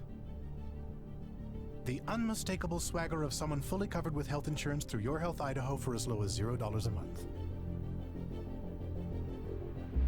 If you're as speechless as I am right now, say nothing. Health yeah! Enroll by December 15th and you could qualify for quality health insurance starting at $0 a month. Hello? I was in an accident. Are you okay? Yeah, I'm fine. I have my seatbelt on. I'm Jen Miguel-Seiler and I'm from Moscow.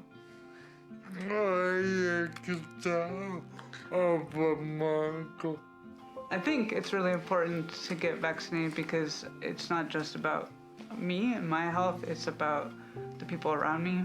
We have a lot of friends who have disabilities or have different health conditions. I want to make sure I don't make anyone sick. So we chose to get vaccinated to keep each other healthy. Taking the hard path isn't always easy. It takes courage and determination to do hard things. Quitting tobacco and vaping is possible. You decide when. We'll show you how. Learn more at projectfilter.org or call 1-800-QUIT-NOW.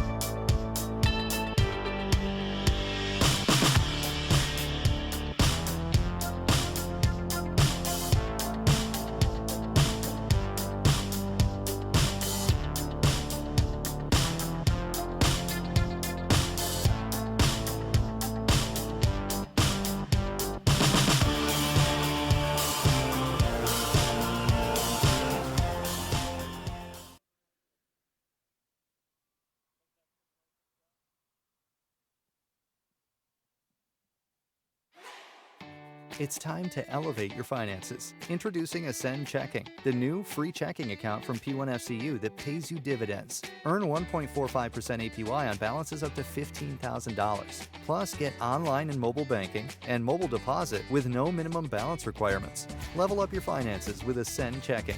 To open your account, visit p1fcu.org/ascend. P1FCU, a Pacific Northwest original since 1938.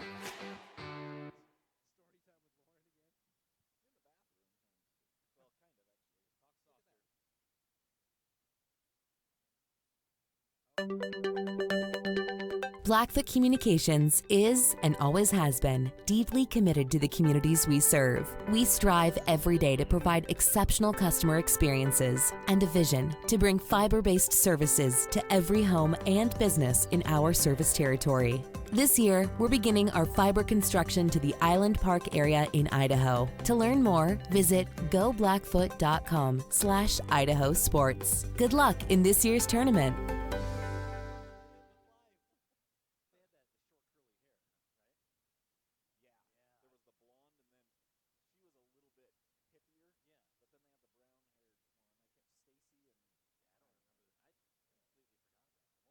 The Dairy Depot Conoco gas station has been a Sandpoint staple for several generations. Bulldog owned and operated, the Dairy Depot offers gas, beer, soda, chips, candy, and a variety of fast food. Try one of their famous hamburgers before the big game. The Dairy Depot is proud to support the Sandpoint Bulldogs. Good luck at state.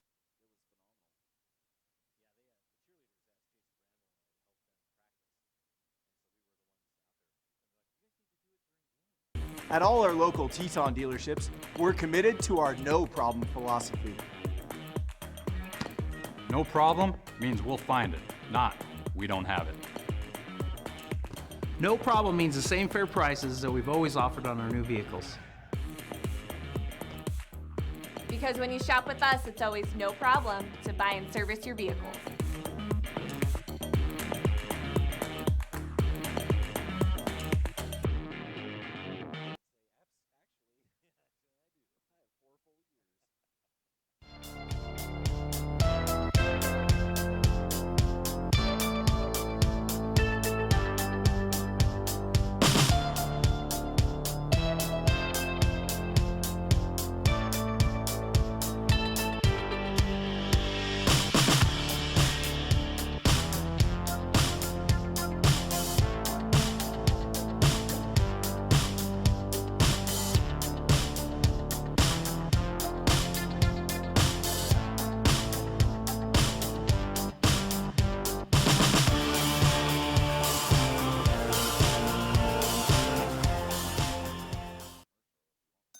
A hit in the morning, another between class, after school, and more before bed. Vaping sucks you in quick. Not to mention all the chemicals and health problems everyone's talking about. That's why thousands of teens are ready to take back their life their own way with My Life, My Quit. When you sign up with us, you'll get a free and simple quit plan that makes it easier to stop vaping. Visit mylifemyquit.com or text Start My Quit to 36072.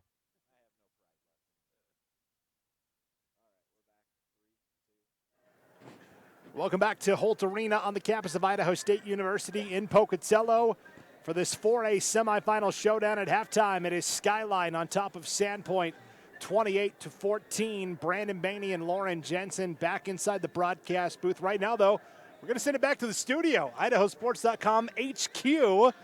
Paul Kingsbury's at the update desk. Paul, a lot of semifinal games going on tonight around the state. What do we got going on tonight? You know, we've got the two 5As, Rocky Mountain, Rigby. We're going to have that one coming up at about 6:50 is when the broadcast will start. Game time, 7 o'clock. So about 10, 15 minutes. And also we've got Meridian Mountain View, a 5A SIC matchup in the semifinals.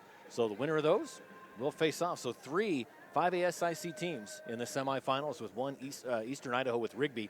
Then, of course, Bishop Kelly, Minico, a big 4A matchup at Bishop Kelly will be coming up at 7 o'clock as well. We've got the Scott Burton and the Logan Green on that one. So all these games tonight are going to be fantastic. Of course, after this, it's a doubleheader here at Holt. Dietrich and Garden Valley, 1A D2. The Blue Devils versus the Wolverines coming up right after this game. All right, that's Paul Kingsbury back in studio. Thanks, Paul. We'll check back in a little bit. No other scores to report because, of course, we're the only game in town right now, at least for the next 15 minutes or so. So, all right, Lauren, at halftime, Skyline up 28-14. Really the key play of the first half was the muffed punt by Sandpoint. Let's recap how we got to this 28-14 score. Skyline opening drive, 36-yard touchdown pass from Lachlan Hackey to Kenyon Sadiq. That would be a familiar theme in the first half, Hackey to Sadiq. Sandpoint gets the ball down 7-0. They have to punt. Skyline gets it back. One play later, a screen to Kenyon Sadiq, 75 yards later. He's in the end zone for the touchdown and a 14-0 Skyline lead. And that was the score after one, and you thought, oh boy, could be a big night for the Grizzlies. Yeah, and with as quickly as they scored and the big plays, that has been the theme, but the Bulldogs able to get back into the scoring column as well. Sandpoint didn't panic. They remained calm and cool and down 14-0, put together a long drive to start the second quarter. Max Frank found the end zone from 13 yards out. Luke Pertek with the extra point, and it was 14-7 with 10.5 to play before halftime. And the big question we kept asking was, okay, now can Sandpoint get a stop? They could not. Skyline gets the ball back, 72-yard touchdown pass from Lachlan Hackey to Kenyon Sadiq, extended the lead to 21-7. But again, Sandpoint didn't panic, slowly worked their way down the field. Parker Pettit then threw a 24-yard touchdown pass to Max Frank. Really excellent catch in the far corner of the end zone where he had to basically extend and elevate to make the grab. Yeah, it was a beautifully thrown ball, a ball that I thought was going to be overthrown, and Frank just did a fantastic job, like you said, extending, turning on a burst of speed right at the end and able to reach out, pull that thing in as he went to the turf. And at that point, it's like, okay, the Bulldogs right back into this thing, just down 21-14 now. Yeah, made it 21-14 with 4:26 to play before halftime, and the question we kept asking, can Sandpoint get a stop?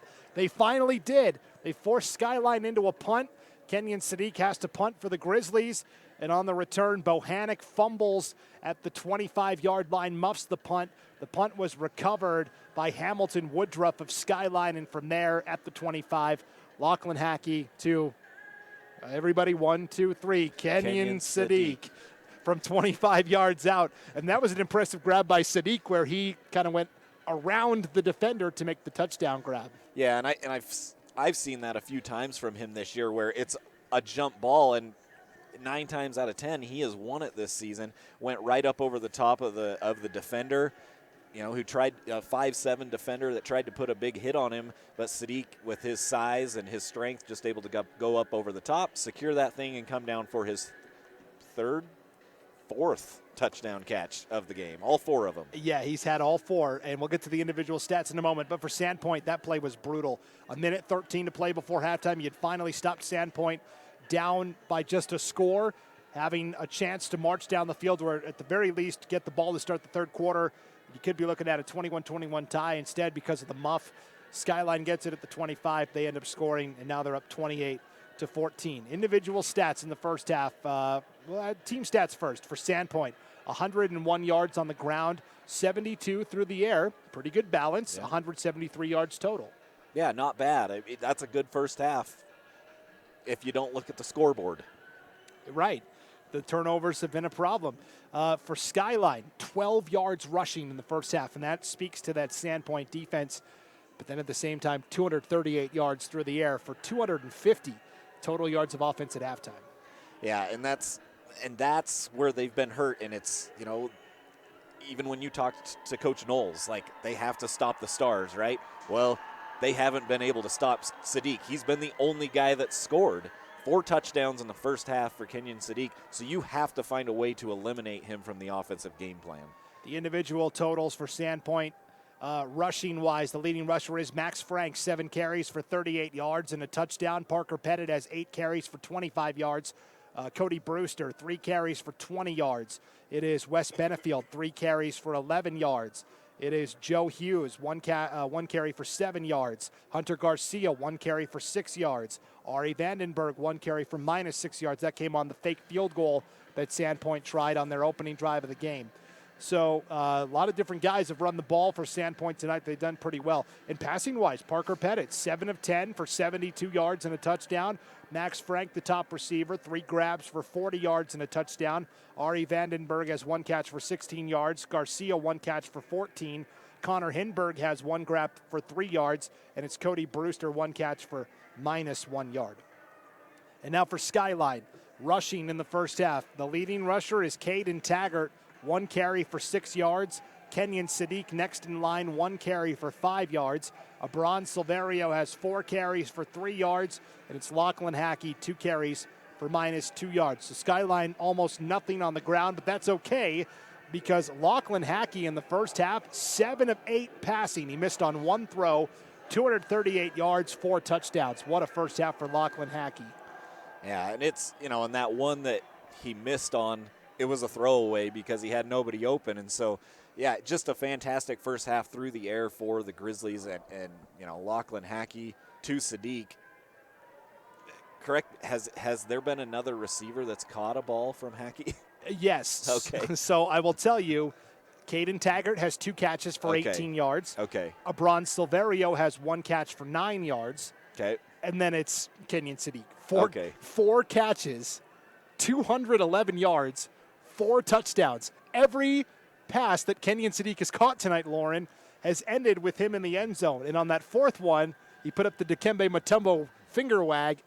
You can't stop me. What kind of adjustments can Sandpoint make to stop Sadiq? I mean, you have to double team him. I can't see what other scenario they can do. And we'll bring the safety over late. Like, that's not a double team. You've got to straight up double team him and make your defense say, you guys have to control everything else. We have to put 2 guys on this guy for the rest of the game. Yeah. That's my opinion as a terrible defensive coach. Yeah, I was going to say, as a with no experience whatsoever. A failed defensive coordinator turned broadcaster. Yes. It's a lot of those at the big networks in the NFL. But I never even got a shot, so I never even had the chance to fail, but I would have. Right. But otherwise, Sandpoint has played pretty well. We talked about with a high-powered offense like Skyline, you probably have to match them score for score. That's the way their games have typically gone this year. And for Sandpoint, they came up empty on their first drive. They went for the fake field goal. Skyline snuffed it out immediately. If you're a poker player, the tell was very obvious that Sandpoint was going to run that fake. And then, or it was either that or a bad snap. Maybe it really, I didn't look too closely at the snap. But either way, they come up empty there, the muffed punt. So the special teams for Sandpoint has to get a little bit better as well. Well, and back to what can you do to stop Skyline, it's just like a basketball scenario. You take away the star and you make the other guys beat you. And if they do that, okay, good on you. But right now, you can't let Kenyon Sadiq beat you 28-14. He's scored every touchdown. You have to do something.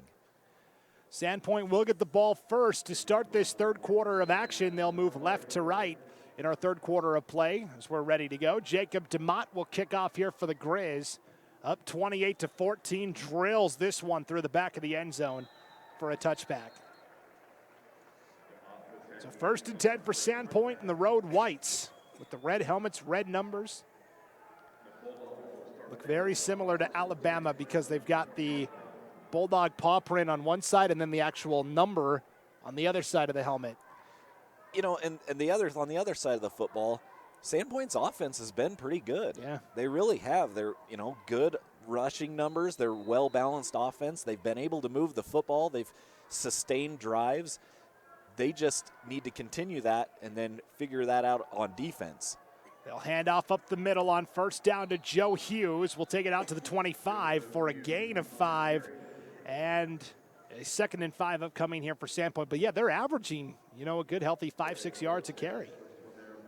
Yeah, that offensive line has continued to push and open up holes for Hughes, for Pettit, whoever's carrying the ball for them. They need to continue that and then figure it out on defense. 2nd and 5, Sandpoint up the middle again.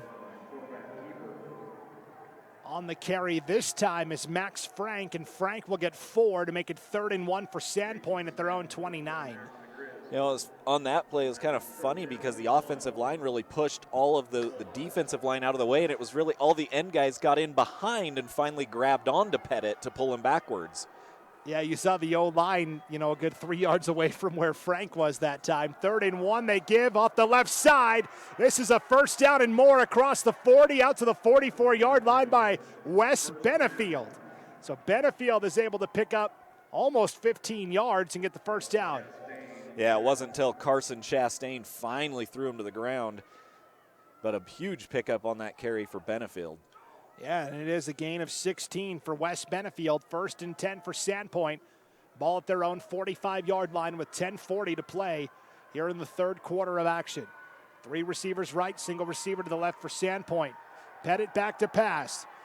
Has time, going for the home run, ball to Garcia. Jump ball broken up. Ian Galbraith in coverage again. Galbraith and Garcia both were around the 15-yard line. Pettit put a lot of air under it, turned into a jump ball situation, and Galbraith breaks it up. Yeah, and the receiver there, he had to come back to that a little bit. Garcia, he held up just a little in the middle of the field. That gave Galbraith time to come in there and knock it away. Had it led him just a little bit more to the, the corner of the end zone, that would have been a good catch downfield as well. 4 wide here on 2nd and 10 from the 45-yard line of the Bulldogs. Play action. Pettit's going to sling it to Frank, far sideline for the screen, the 50, the 45, and out to the Skyline 40. A gain of 15 and a first down for Sandpoint. And more great blocking again on the outside, and even those big offensive linemen getting out there, pulling out there to help block downfield. Skyline player lost their helmet, so they'll have to check out Mark Wilson, the senior, back in on the defensive line for the Grizzlies. So 15 yards from Pettit to Max Frank on the screen, and Sandpoint's got something cooking here with 10:10 to play in the third. Down 2 scores, 28-14. Pettit under center in the wing T. Will give on the dive up the middle. This is Benefield on the carry. Out to the Skyline 37, a pickup of 3. So already we're seeing Benefield a lot more involved offensively for Sandpoint in this second half. Yeah, it's fun to see Benefield out there running the football, on defense out there as a big linebacker. But those guys with size, they'll pound him up the middle, and he's picked up good yardage running the ball. You don't see a lot of two-way guys at the 4A level, although we've seen tonight Sadiq and Silverio both go both ways for Skyline, and Benefield as well for Sandpoint. 2nd and 7, handoff up the middle to Joe Hughes across the 35 and to the Skyline 34, a pickup of 3. It'll be 3rd and 4 upcoming for Sandpoint. Oh, and I thought Hughes had a lot more room to run there, and then it closed off quickly, and the Grizzlies did a good job team tackling him and standing him up for just a few yards there.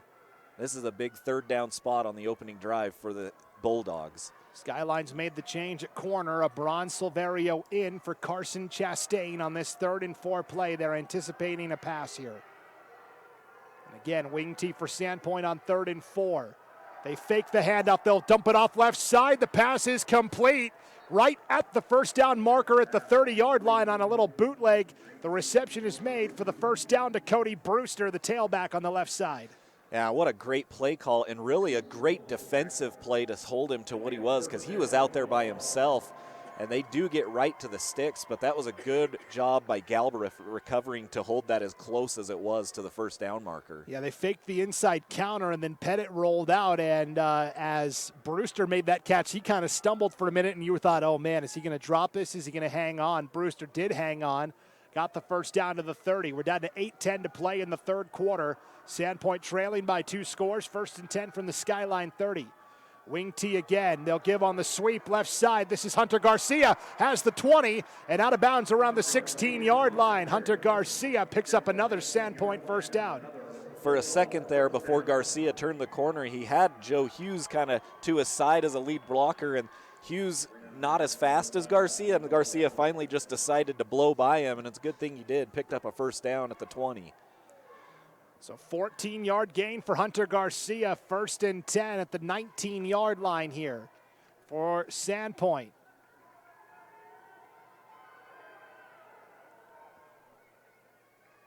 Pettit out of the pistol. Will throw to the outside. That's caught on an out route by Ari Vandenberg. Knocked out at the 11-yard line. That is a gain of 8 on the nice out route by Vandenberg. 2nd and 2 upcoming. The Bulldogs have really opened up the playbook a little bit here, throwing the ball a bit more here to open up the 3rd quarter. And again, the offense not having much problem moving the football down the field. And Vandenberg knows how to elevate. He's a great basketball player for Sandpoint during the winter. 2nd and 2 for Sandpoint. Ball at the Skyline 11. They'll go right up the middle to Joe Hughes, still motoring it in for a Sandpoint touchdown. Joe Hughes right at the middle like the parting of the Red Sea. Nobody home for Skyline, and Hughes punches it in from 11 yards out. And just a commanding drive there for Sandpoint. Little to no resistance as they move the football down the field. A great opening drive to answer here to start the 3rd quarter. Get a little bit of that momentum and kind of put that mistake in the back of your mind. 7:48 to play in the 3rd. Pertek's kick is up and in, so 28-21. Sandpoint back to within a score. And now that age-old question, Lauren. 1, 2, 3. Can the defense get a stop? Sorry, I wasn't exactly sure where you're going with that one, so I didn't join in. That wasn't as easy as the Kenyon Sadiq one I set you up with at halftime, for sure. But yeah, we keep asking, can the Bulldogs get a stop? They've only done it once so far tonight. Yeah, they can, but they've got to capitalize on that, and that's what they haven't done. They haven't turned a stop into a score yet. And they had the opportunity there in the 2nd quarter once they did force them to punt, but it turned into a mistake and points on the board for Skyline. So now, whatever the halftime discussion was, I'm very interested to see what they're going to do defensively against Sadiq, what the offense is going to shift for Skyline. So I've been texting with Ryan Skaggs, our broadcaster up north. He did a lot of these Sandpoint games during the regular season and the first 2 games of the playoffs for the Bulldogs. And he told me, maybe keep an eye out for Sandpoint here to run bracket coverage on Sadiq with the safety, in his words, playing possum over the top. Yeah, and stick close too. Yes. Don't hang around thinking you're going to pick something off, because you need to stick right with him and not let him have a clean catch at it. You know, coaches, this is the old line from coaches, I want you on him so closely that when he goes to the bathroom, you're there to hand him the toilet paper. We'll see how closely Sandpoint can defend Sadiq here. First, they've got to get Hamilton Woodruff on this kickoff return. Woodruff out to the 25-yard line, where it'll be 1st and 10 for Skyline. Grizzlies now moving right to left here in our second half of action. So I'm more familiar with the one by the end of this game. I want you to tell me what flavor of gum he's chewing. That's a good one, too. Yeah, I think that's from like the Hoosiers, though. So we're going into basketball a little bit. Right. Either way, bathrooms, gum chewing, not sanitary at all. Wash your hands, folks. That's right. Wash your hands. If we learned anything during the pandemic, it's that you need to wash your hands more. Yep. 1st and 10 for Skyline from their own 26, 7:41 to play in the third, up 28-21. They'll start with a fake to Silverio and Hackey on the keeper across the 40 and out to the 42-yard line for a Skyline first down. And that's what, we've talked about Hackey throwing the ball and how, efficient he's been and hitting his receivers. But that's what he can do when guys key on other people. Hackey, he's not the best runner on the field, but he can hurt you with his legs, and he did it there with a big pickup, for another first down, and he'll do that when Skyline needs him to. Gain of 18 on the keeper for Lachlan Hackey out to the 43-yard line, where it is 1st and 10 for the Grizzlies with 7:10 to play here in the third quarter of action. Two receivers either side. Silverio in motion right to left. He'll get it on the sweep. The 45 still going out to the 48-yard line as a Bronze Silverio for a pickup of 5. And on that tackle, number 88 for Sandpoint. That's Blaine Canning. He was number 60 earlier in the year. I forgot to tell you this before the game. He's number 88. Blaine Canning. Yep. They did a good job there catching Silverio from behind in that group. So 2nd and 5 now for Sandpoint, or for Skyline Sandpoint defensively. 6.5 to play here in the third. 28-21, Grizzlies up a score. Hackey out of the shotgun fakes to Silverio again, and Hackey will keep off the left side and will have the first down out to the Sandpoint 45-yard line, a pickup of 8 on the carry. And again, they're running that fake really well. Every time Silverio's getting the ball, he's being tackled immediately, but nobody running with Hackey on the outside. And I like the adjustments here from both sides. Skyline probably knowing going into halftime, hey, Sadiq's been killing them. They're going to try to key on him. Let's switch things up a little bit. And now Sandpoint's got to try to adjust to that. Yeah, Skyline had 4 yards rushing in the first half. They've already tripled that total here on their first drive of the third quarter. Sweep play, Taggart going left to right. Taggart, army crawling his way across the 40 out to the 38-yard line for a gain of 7. Yeah, no pass plays thus far for the Grizzlies, if I'm not mistaken, on this drive, all on the ground. That is correct. 4 rushes for 5, 18, 8, and 7 yards. 5:20 to play in the third, 28-21. Skyline by 7 and on the move. It's a 2nd and 3 for the Grizz. Ball is at the Sandpoint 38-yard line. 2 receivers to the right side. It's Sadiq out wide, Silverio in the slot. 2 receivers to the left as well. Silverio in motion right to left. They'll give to Silverio on the sweep. Started left, now trying to bounce to the outside and will be brought down right at the line of scrimmage. Great tackle by Shane Sherrill. Yeah, Sherrill fought off his blocker and wrapped Silverio up around the pads and threw him down for a short gain. So now another big third down scenario here for the Bulldogs. Silverio gets a yard on the sweep. It's now 3rd and 2 for Skyline with the ball at the 37-yard line of the Bulldogs and 4:30 to play here in the third. You feel like this is 2-down territory for the Grizz, regardless of what happens here on 3rd and 2. And now Sandpoint head coach Ryan Knowles will take a timeout to talk about it. So with 4:22 to play in the third, Skyline up 28-21, facing a 3rd and 2 from the Sandpoint 37. If you're an Idaho homeowner and have fallen behind on your mortgage because of the COVID-19 pandemic, help is available. The Idaho Homeowner Assistance Fund can help you get back on track. Check your eligibility and apply today at idahohousing.com/HAF. That's idahohousing.com/HAF, or call 888-991-2166.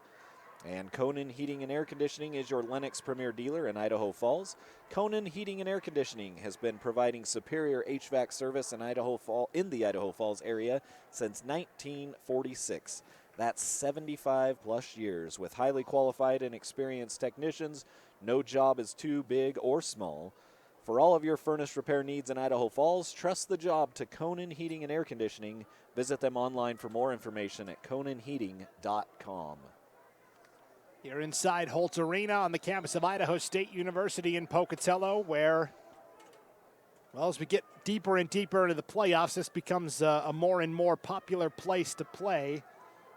I believe 9 of the 16 semifinal games, or whatever it is, 7 of the 12 here in Holt Arena this weekend. And so far, we've had a dandy of a game here on Friday night. 28-21 Skyline, 3rd and 2. Up the middle is Hackey. It looks like he's a yard or a half a yard short of the first down, and it will depend on the spot. They ran the draw right up the middle. Yeah, good recovery because it looked like he had room to run, and then right in the middle, not sure who got him up around the shoulder pads, but they did a good job of just dropping him short of the line to gain. But Skyline's going to go for it here, no question, on 4th and short. Yeah, that was Blaine Canning in on the tackle for Sandpoint. It's 4th and inches for Skyline. Ball officially at the 36-yard line. They've got to get to the 35 for the first down. They fake. They go over the middle. It's all alone. Sadiq caught at the 20. Sadiq cuts back to the middle, the 15, and finally brought down at the 10-yard line. That is a gain of 26 on 4th and inches. It'll be 1st and goal for Skyline with the ball right at the 10. And Blaine Canning, the one who came back to get Sadiq finally, because Sadiq had shook a couple of defenders there as well, would-be tacklers. But a huge play. You'd think Skyline's going to run the ball in that scenario, and then Hackey drops back and dumps it off to his favorite target.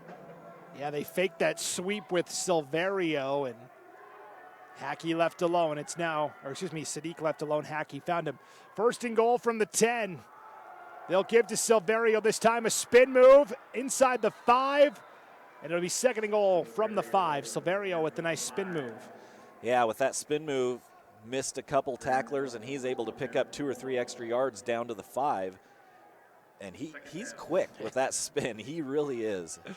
He's so shifty. Is that the X button? I can't remember which one is that on when you're playing. Yeah, I think it's circle. It's circle? Yeah. Okay. 2:35 to play here in the 3rd. I was horrible at that game. So Skyline, 2nd and goal from the 5. They're a much better broadcaster than Madden player. Maybe. They fake the sweep again. Hackey bounces to the outside. He's in for the touchdown from 5 yards out for the moment. But multiple penalty flags come out on the play. One at the 5-yard line from the side judge and one around the 9-yard line from the white hat. Holding is the call against Skyline.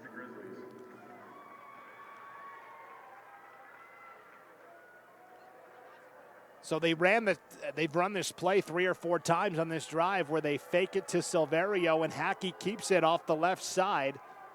And Hackey again had the end zone, but a big holding call on Skyline moves it back to the 15 where it'll be 2nd and goal. Yeah, that's a big penalty. That's 2nd and goal now all the way back at the 15. Not that they can't make up that yardage, but that's a big one. We'll see if they opt to keep it on the ground here. They've had a lot of success here in the 3rd quarter running the football. 2:19 to play in the 3rd. 2nd and goal from the 15 for Skyline, up 28-21. 3 receivers bunched to the right side, including Sadiq. Sadiq in motion now right to left. He'll get the carry on the sweep, gets a block to the 10, and banged out of bounds around the 8-yard line. A penalty flag comes out late for the late hit out of bounds against Sandpoint. They had 2 defenders in the area, Wes Benefield and Eli Allshouse. Not sure which guy will get flagged here. Yeah, they had him about, a couple feet out of bounds, and then a late tackler came in and put on a big hit. It wasn't vicious, but it was enough. You know, when these two teams met last year in the championship game, we've talked a lot about this Sandpoint defense and how they fly around and make aggressive plays. Last year, Wes Benefield was ejected in the third quarter of that state championship game between Sandpoint and Skyline. So there's no love lost between these two teams. And that is a penalty. If you're Sandpoint, you've got to have cooler heads. That can't happen because you had them backed up at the 15-yard line, and now you've got them all the way up to the 4. Now, for some reason, they're saying third down, so that hit out of bounds is not an automatic first down. And see, I'm surprised by that. It's just half the distance to the goal? Yeah, because the play occurred around the 8-yard line, so I get why it's at the 4 because you move it half the distance to the goal. But you're right, the down marker still shows third down. And I saw the white hat signal. It is third down still, so okay, a little interesting. 3rd and goal from the 4 now for Skyline. Hackey rolling out right side, throws the out route, caught for the touchdown, Caden Taggart. Another penalty flag, though, back at the 12, so hold the phone, we'll see. And Skyline again flagged for holding as their offensive tackle, Braden Merslock, throws his hands up and says, what did I do? The Skyline fans also letting their feelings be known, and it's going to be another blocking penalty against the Grizzlies. This will move it back to the 20, where it is still 3rd and goal, Lauren. And I didn't get a good look at that. It was kind of behind the play as one of the rushers was trying to get to Hackey. Don't know if he would have got there either way, but still the white hat right on it, throws the flag, and that's now your 3rd and goal back at the 20, so things not getting better necessarily here for the Grizzlies. 3rd and goal from the 20 for Skyline. Can Sandpoint get the stop here? 2:10 to play in the 3rd. 28-21. Skyline leads in this 4A semifinal. 3 receivers left, single receiver right. Play action. Hackey has time. Now in trouble. Hit as he throws and loads to the end zone. A floater. It is broken up. There were 4 Sandpoint defenders and 2 Skyline receivers. The math definitely favored the Bulldogs. That is a nice pass breakup in coverage by Graham Dunkel. It's 4th and goal, and they'll bring out Jacob DeMott for the field goal try. And who's the guy that's back there amongst all the Bulldog defenders? It's Sadiq. And Sadiq was going to go up and get it, but it got knocked down in front of him. And so good defense that time by the Bulldogs. They get the stop. They might get away with no points if they can get to this field goal. Yeah, Graham Dunkel with the pass breakup for Sandpoint. It's a 37-yard field goal try straight on for Jacob DeMott. It's blocked! Jack Zimmerman blocked it for Sandpoint. It's picked up by the Grizzlies at the 19-yard line. Lauren Nostradamus called it. Now multiple flags come out as a Sandpoint player loses his helmet. That's Graham Dunkel who lost his helmet. Jack Zimmerman came through and blocked that 37-yard field goal try, though, from Jacob DeMott. And let's let him sort out what this flag's about, because he had one from the white hat, I believe, and the back judge. And Skyline saying they think it's them. A face mask against Sandpoint. And now, is that after the blocked field goal? And also a personal foul penalty against Skyline. Now, if the face mask is a 5-yard penalty, that doesn't do much for Skyline. And even so, the penalties would offset here, right, Lauren? I mean, Sandpoint's going to take over. That blocked field goal still counts. That would be my assumption as well, especially, I don't know. This is an odd scenario to me. I don't know if timing matters as far as when the penalties happened, if it was prior to the block of the punt. So they're going to mark off the yardage here. It was a 15-yard penalty, so it was a personal foul face mask. I was curious about that. Now, because of the 15-yard penalty against Skyline, I believe those will offset, and we will replay the down, which means that blocked field goal does not count for Jack Zimmerman and Sandpoint.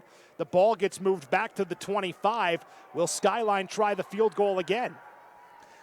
Now, I don't know if I just saw a signal, though, from the far side judge that it was Sandpoint football. Now, did the face mask occur after the block?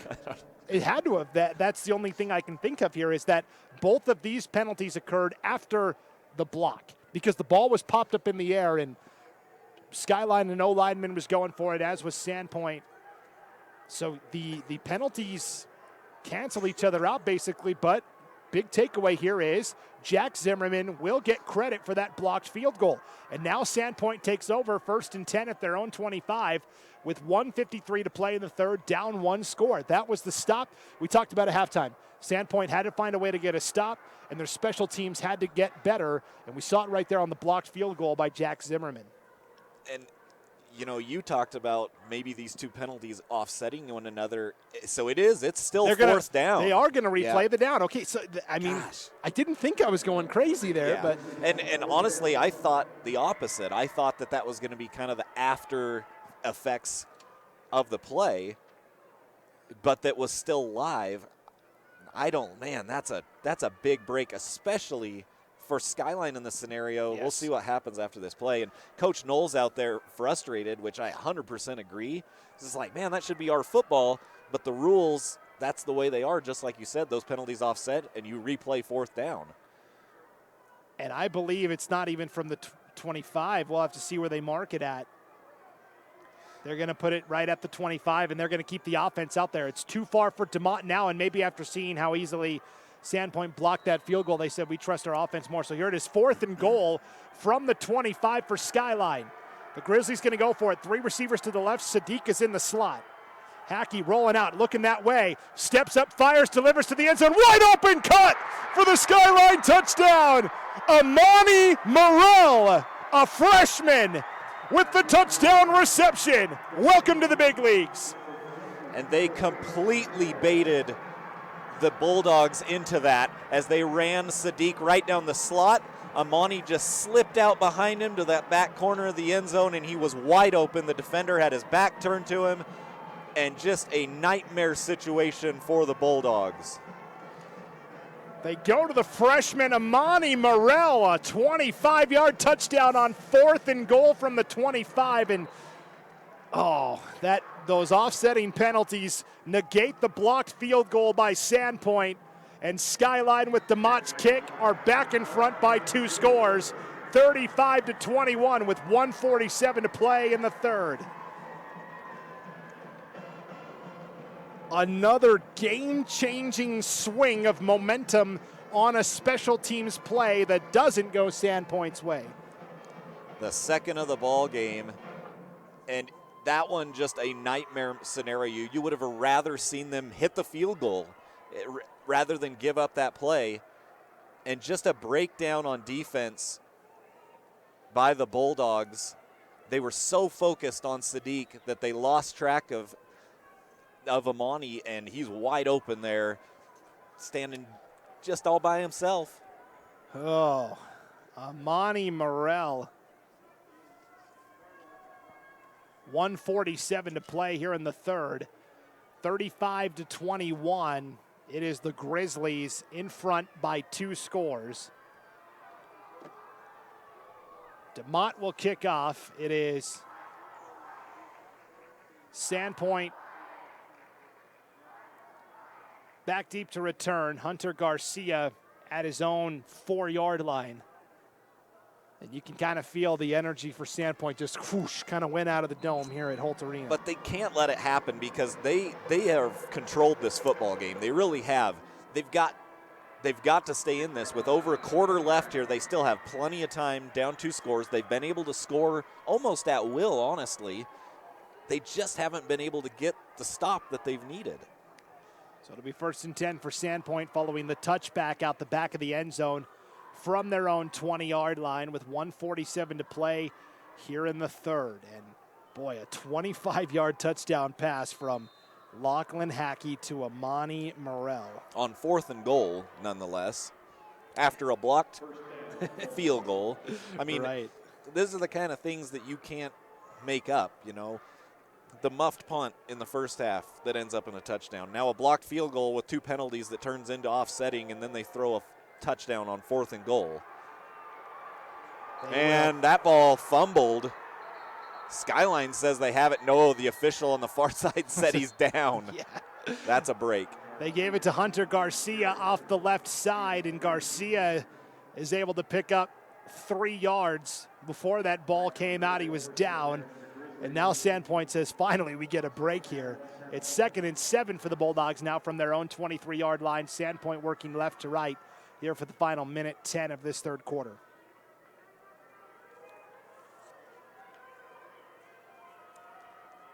And somewhere this Bulldog offense has got to find that confidence that they've had throughout this game and continue with it.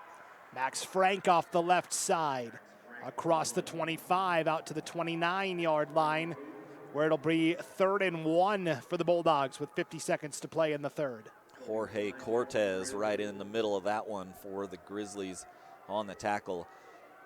Cortez, he's listed at 5'9". There is no way. 3rd and 1 for Sandpoint from their own 29. 30 seconds to play in the third, down 2 scores. 35-21, it's a wing T again. They fake to Frank. Will go up the middle with Benefield, nowhere to go. Skyline snuffs it out. And from the mark, though, of the officials, they're going to say he got it to the 30, and they don't even measure. They gave him the first down. Wow, because Benefield was driven back to the 28-yard line, but he gets the forward momentum and the first down. And that'll take us now with 5 seconds to play here in the third. Sandpoint's not going to get a play off, and so we'll flip the field and get ready for the fourth quarter. Skyline, just like they were at halftime, up 2 scores, 35-21 over the Bulldogs of Sandpoint. We'll be back with the fourth quarter right after this break. You're listening to the 2022 4A State Semifinals on IdahoSports.com. Blackfoot Communications is and always has been deeply committed to the communities we serve. We strive every day to provide exceptional customer experiences and a vision to bring fiber-based services to every home and business in our service territory. This year, we're beginning our fiber construction to the Island Park area in Idaho. To learn more, visit goblackfoot.com/IdahoSports. Good luck in this year's tournament.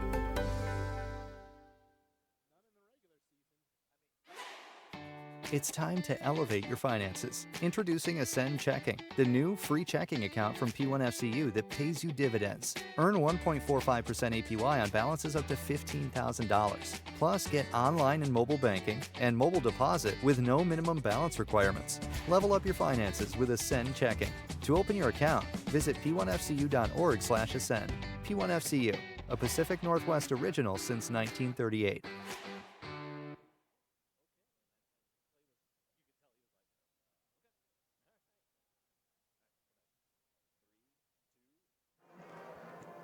Welcome back to Holt Arena in Pocatello as we get ready to start the fourth quarter of action. Skyline 35, Sandpoint 21, a spot in the 4A state championship on the line. Brandon Maney alongside Lauren Jensen. And hey, is it the fourth quarter of a tight game? Here comes Paul Kingsbury to parachute in to give us his commentary for the final quarter of play as well. I'm only here for a good time. That's the only reason I'm here. We got him out of the studio, away from the update desk, and out here to Holt Arena with us. It is 1st and 10 for Sandpoint from their own 30. Hand up right side. Max Frank still going all the way out to the 50-yard line. A gain of 20 on the run for Max Frank and a first down. Tell you what, Max Frank has just been an animal running the football. He pushed 3 or 4 Grizzly tacklers about 5 yards out to the 50. He is giving everything he has here in this second half. Sandpoint continuing to gash Skyline on the ground. The only problem is now the clock starts to become a factor as we are into the fourth quarter. 11:40 to play in this one. A 35-21 lead for Skyline. Wing T again for Sandpoint. Ball right at the 50-yard line. They'll give to Frank. Off the right side, broke a tackle. The 40, the 30, the 20, the 10, and finally brought down at the 5-yard line. A touchdown saving tackle by Ian Galbraith. But a 45-yard run by Max Frank right up the middle. And an injured player back here for the Skyline Grizzlies. I think it's number 9, Kason Smith. And I literally think that it was Frank that just ran over Smith. And Smith injured back here at about the 46-yard line. And if you're Sandpoint here, you got to feel like, man, guys, we can do this, right? Like, we've had 2 huge mistakes that have hurt us in this ball game, and yet we're still in this thing. Yes, and so that is a 43-yard run by Max Frank all the way down to the 7-yard line where it'll be first and goal for Sandpoint. And now with the injured Skyline player, Sandpoint had the momentum, and Skyline reeling a little bit. This gives both sides a chance to kind of reset, catch your breath, and go on a first and goal situation. Yeah, a huge drive here to score quickly here in the fourth quarter. Again, they've been able to get stops. Now, credit Skyline, you know, they've scored every time they've needed to. Every time they've touched the ball, even when they had to punt away, they scored. If that makes any sense. Yes. The muffed punt by Sandpoint gave Skyline the ball. You get a field goal block and you still score. Right. I mean, they've really done everything that they can do to be up 2 scores. Yeah, and Paul knows this. You can't worry about getting the stop on defense you got to score first before you can even start thinking about what do we do on defense. First and goal from the 7 for Sandpoint. 3 receivers to the right, single receiver to the left is Max Frank. Pettit on the keeper gets a yard. Skyline read it well that time. A nice job on that defensive line for the Grizzlies coming up to make the tackle. It looked like it was Xander Zollinger, the junior. Yeah, they had like an option play set up for Pettit. There was nowhere for him to pitch that ball, had to cut it up and got a yard at least out of it. Cason Smith, the Grizzly defensive end, got up and was able to walk off the field, still on the sideline. Zollinger is in for him, just made that last tackle. Second and goal from the 6 for Sandpoint. 10:40 to play, down 2 scores. They'll give up to the middle, and now bouncing to the outside and stretching out to the 3-yard line. Tough running inside that time for Owen Wimmer. So there's another linebacker moonlighting on offense. Owen Wimmer carries for the first time tonight. He'll take it down to the 3 for a gain of 3. It's now 3rd and goal. And again, just a big possession here for the Bulldogs. You got to think this is 4-down situation, even if they don't get in here. 3rd and goal from the 3. They give to Frank on the sweep, right side, cuts up, bangs into the end zone for a Sandpoint touchdown. Max Frank from 3 yards out. With 10 minutes to play, the Bulldogs an extra point away from a 7-point deficit yet again. And that's where they've been at all ball game, but they're running out of opportunities to get that stop and capitalize on it. Here, this is a very important PAT, though. By Luke Pertek, the senior, drills it. 10 minutes on the dot to play in this one, and 35-28. Sandpoint back to within 1 score. You said you were running out of room, or you were running out of time on the clock, Lauren. I'm running out of room on my score sheet here. I'm having to start writing really tiny to fit in all these scoring plays. It's those great problems that we have. More offense, just bring it on. More offense. Let's check in with Paul Kingsbury real quick. You're keeping an eye on all the other semifinal games that have kicked off around the state tonight. What do we got? We have scores in every game so far. First up in the 5As there being played in the Treasure Valley, Rocky Mountain down to Rigby, 7-0 late in the first. And Meridian up on Mountain View, 7-3 also late in the first. And Bishop Kelly up 7-0 over Minico, also late in the first quarter. That's the other semifinal in the 4A ranks tonight. Number 1 BK against number 4 Minico. And you talked about Rigby having that lead on the road. Skyline knows all about that. They had to play the 5A Trojans during the regular season. Got shut out 28-0. One of the few times this year where Skyline didn't look like Skyline. But Rigby does that to a lot of people. 10 minutes to play. Sandpoint with a huge touchdown, 3-yard run by Max Frank back to within a score. I think the big thing, it was a quick touchdown too, on the ground really. And so, 10 minutes still here in this quarter, plenty of time for the Bulldogs. Line drive kick will be taken by Hamilton Woodruff at the 5, out to the 20. Bounces to the outside the 25 and will be brought down at the 24-yard line. A penalty flag came out at the end of the play as well, so we'll see what the call is here. And so, Frank had the 3-yard touchdown run for Sandpoint. It was set up by the 43-yard run by Frank They got them all the way down to the 7-yard line. And it's holding against Skyline. So they'll mark that off 10 yards from the spot of the foul, which was the 24.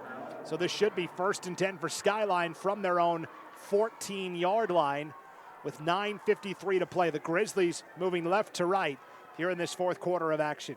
We'll move it all the way back to the 11, actually. So this is kind of, uneasy positioning for Skyline, backed up at their own 11-yard line. Yeah, this is definitely the worst starting field position they've had in the entire ball game. They've been able to move the ball. They haven't been sustained drives. They've been big play drives that Skyline has been able to put together.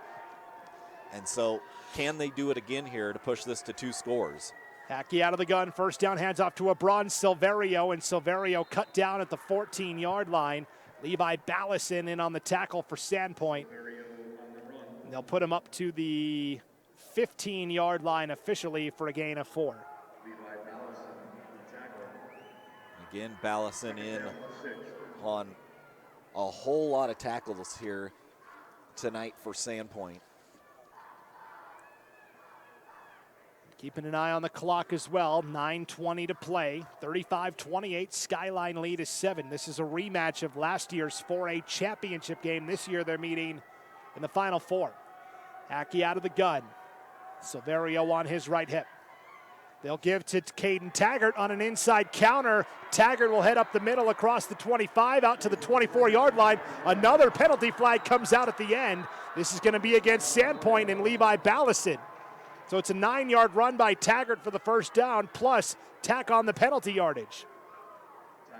And offensive lineman for Skyline went butt over tea kettle there. Dylan Meek falls, and that's what the I cleaned it up a little bit. 9:04 to play. That's what's wrong with tea kettle.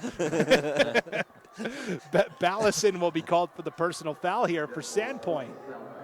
And Sandpoint's your mouth out. Yeah, right. If there's anything the pandemic taught us, is that we need to wash our hands more. And while you're reaching for the soap, go ahead and wash out that filthy mouth. 9 minutes to play here, and a huge penalty against Sandpoint. Now, Sandpoint are going to say that was a great acting job by Skyline. Honestly, I'm not sure. It was so far away from the play, I didn't have a good look at it. I think Ballison got a pretty good push in on him. 1st and 10 for Skyline from the 39-yard line, from their own 39 with 8:40 to play. Handoff is to Silverio up the middle, out to the 45, a gain of 6.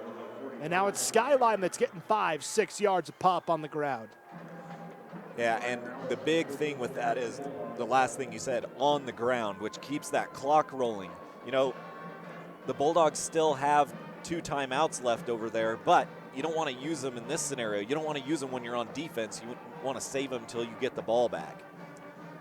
This drive started at Skyline's 11. They're already out to their own 45-yard line with 8:05 to play, leading 35-28. It is 2nd and 4 for the Grizzlies.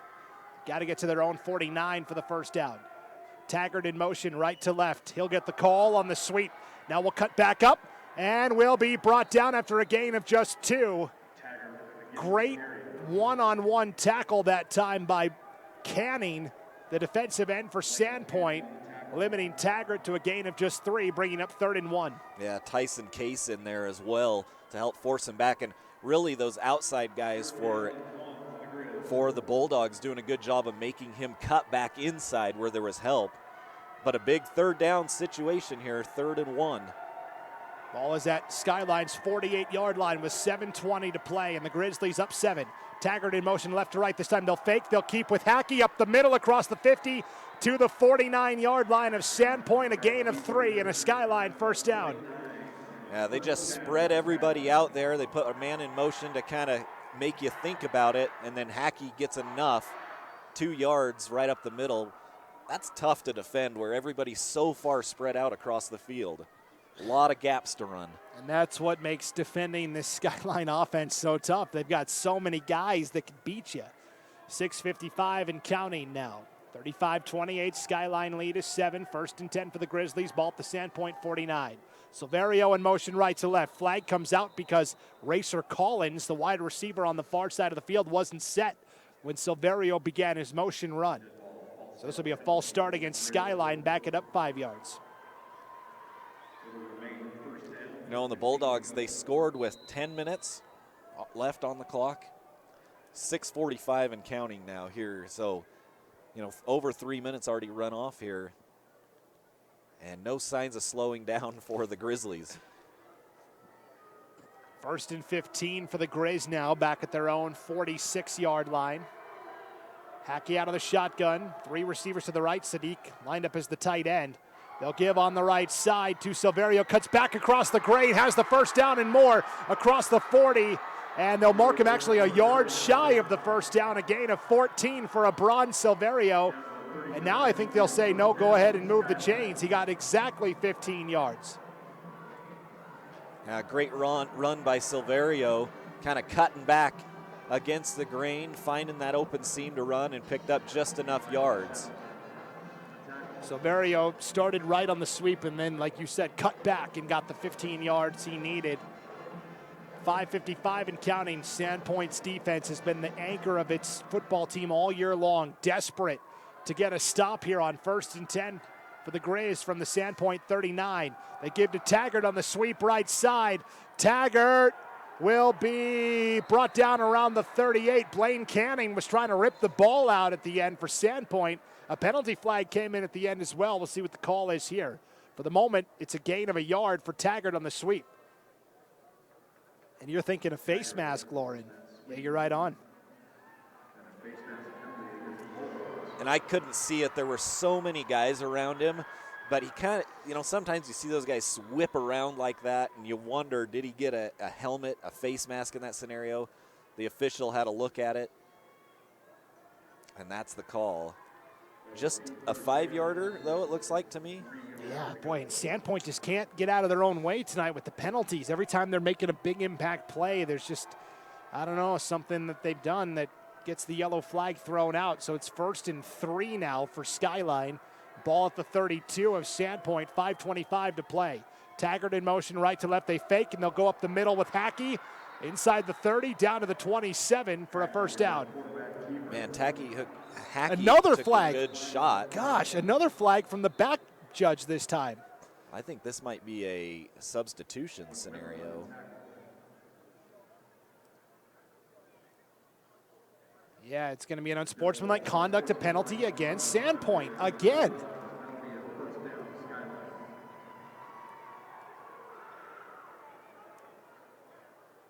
I haven't. It's been a long time since I've seen something like this where a team continually just self-inflicted.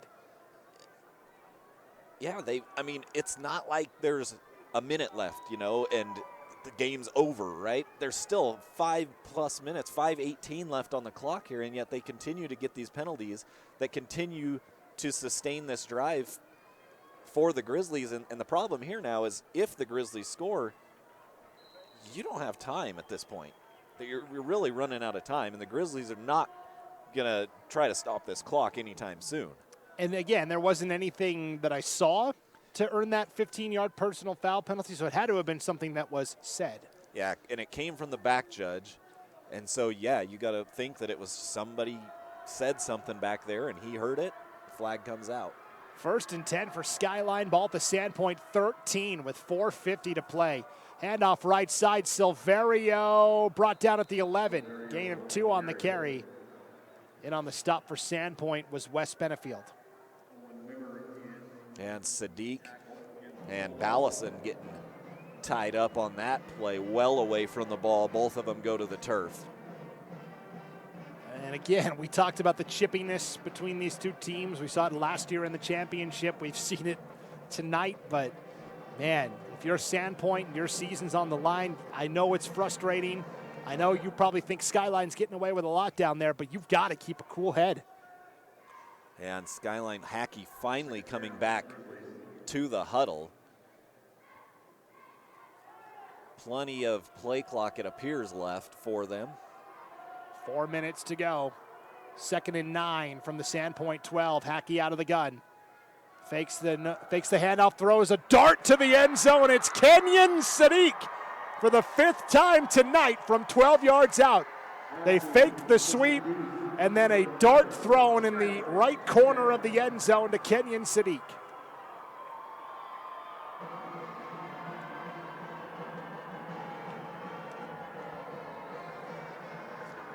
And so Sandpoint defensively, this drive started at Skyline's 11.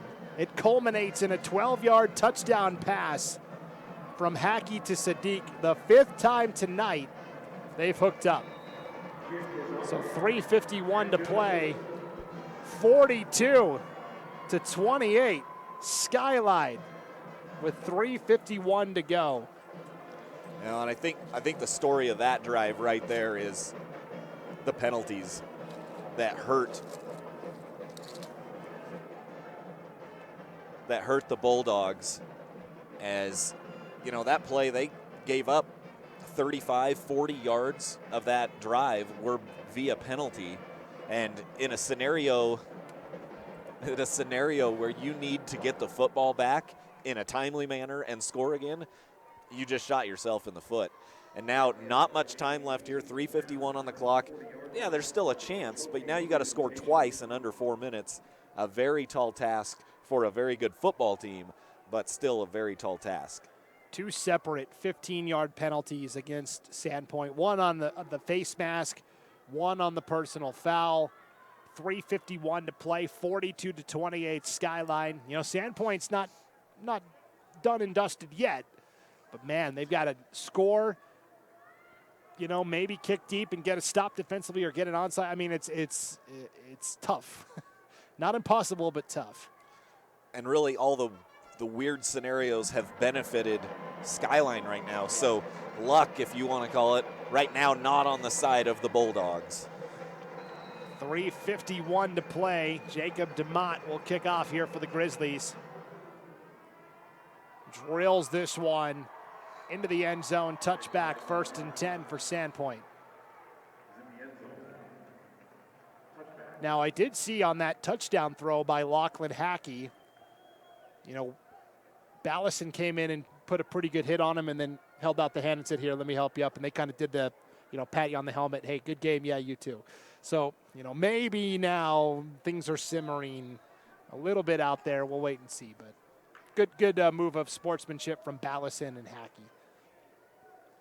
Yeah, I mean, overall, there hasn't been a ton of chippy stuff. I mean, there's been a few big ones that have hurt the Bulldogs, but overall, it has been a fairly well and clean played game. 1st and 10, Parker Pettit breaks it to the outside, the 40, the 50, one man to beat, and finally brought down at the 45-yard line by Ian Galbraith. So Parker Pettit on 1st and 10 from his own 20 goes 10, 20, 30, 35 yards for a first down.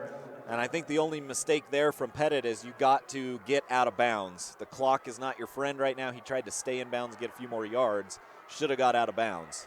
3:30 and counting. Sandpoint down 42-28. 1st and 10 for the Bulldogs from the 45 of Skyline. Pettit back to pass. Has time. Has a man. It's Hinberg. Jump ball, though, intercepted at the 10-yard line by Ian Galbraith. Galbraith picks off the pass at the 10, and Skyline gets the turnover. That pass from Pettit, he probably never saw the safety coming over in Galbraith. He was way over on the other side of the field, and the ball kind of hung out in the middle of the field. Galbraith comes across and makes a huge play, and an injured Grizzly in the middle of the field. Is it Sadiq? It is Sadiq, yes. Sadiq and Galbraith both went up for that interception, and it's Kenyon Sadiq who's now down at the 5-yard line following the Ian Galbraith interception. So 3:19 to go. Parker Pettit had time. And like you said, I think he saw Sadiq was one-on-one with Hinberg. He didn't see Galbraith lurking, and Galbraith's the one who came up with the pick. And this big news, though, for the Grizzlies if they're to win this ball game, because obviously Kenyon Sadiq 5 touchdown catches on the evening, and right now he's kind of laying down there. Hopefully he'll be getting up here in a moment. They're kind of taking a look at that right leg. Yeah, this is obviously, I mean, it is silent here in Holt Arena right now. You could hear a pin drop in this one as Kenyon Sadiq, the University of Oregon commit, 4-star prospect, top-rated player in the class of 22 for Idaho. Started his freshman year at Marsh Valley, believe it or not. Was a freshman for the Eagles. Then he transferred to Skyline and really as a sophomore made an impact on the basketball court. And then obviously the last 2 years in football has just skyrocketed. So here's Sadiq walking off the field. Slight assistance from one of the trainers, but for the most part, he's walking off on his own. That's great to see. Yeah, good to see, especially, well, I mean, for anybody, but for the Grizzlies faithful. You know, they feel like this game might be theirs here as they've got the football back with 3:19. They're going to need that young man next week. Yeah, whether it's Bishop Kelly or Minico, BK, it looks like, is up 21-0 in the second quarter over the Spartans. So I believe the 4A championship, if Skyline holds on here, would be in Holt Arena next week. Last year it was up north in the Kibbe Dome in Moscow.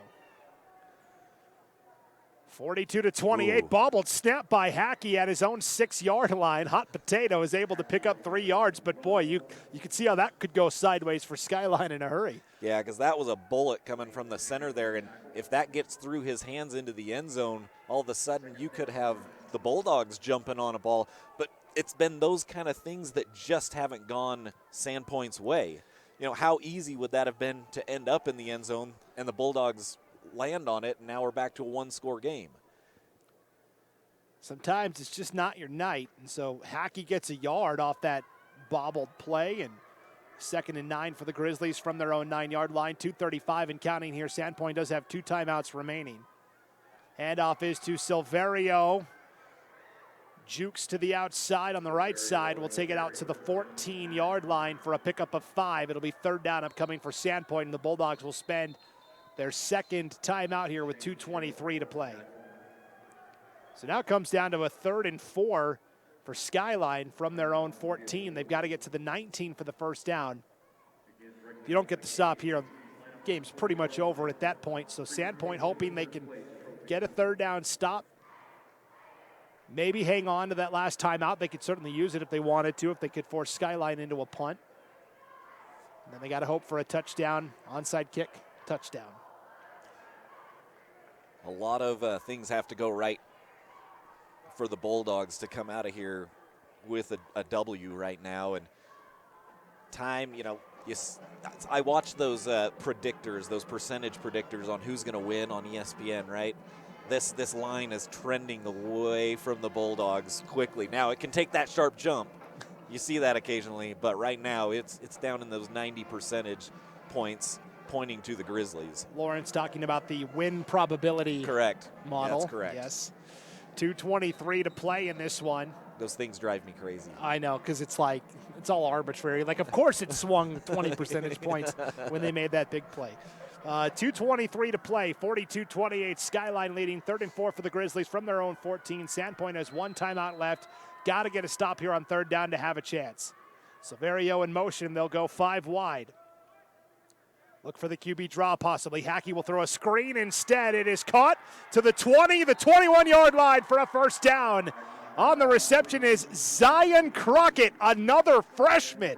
Skyline not afraid to go to the freshman in big situations. We saw the touchdown reception by Amani Morrell earlier, and now they go to Crockett, another freshman, for a big first down. Yeah, the Grizzlies, they have made the plays. They've made the right play calls when they've needed to. They've scored in situations where they shouldn't have, and that has just allowed them to hang on to this 2-score lead late into the ball game. Gain of 9 on the pass to Zion Crockett, and now it's Abron Silverio out across the 30 to the 31-yard line. A pickup of 8 on 1st and 10 for Abron Silverio. Crockett on the season, Lauren, during the regular season, had 1 catch for 26 yards. And we talked about Amani Morrell, who caught that touchdown, another freshman. He had 0 receptions in the regular season. So so you wonder why Skyline's so good all the time. Obviously the upperclassmen, but 2 of the most important plays have come from 2 freshmen tonight. Yeah, that 4th down and 25 play that went to Amani Morrell for a touchdown was almost a backbreaker. 2nd and 2 for the Grizzlies, 1 minute to play. Sweet play right side. That is a loss of 2 yards. Caden Taggart on the carry. And I think Sandpoint will spend their third and final timeout here with 59 seconds to play. Down 42-28. So it's going to be a 3rd down and 6 for Skyline. Ball is going to be at their own 28-yard line, but I mean, let's say Sandpoint gets the stop here on 3rd down, Lauren. I mean, it's still 4th down. Skyline's going to punt, yes, but they're going to be able to run, 30 seconds off the clock. You need basically a punt return for a touchdown, an onside kick recovery, and then a Hail Mary, all with no timeouts. Like I said, that probability is tailing off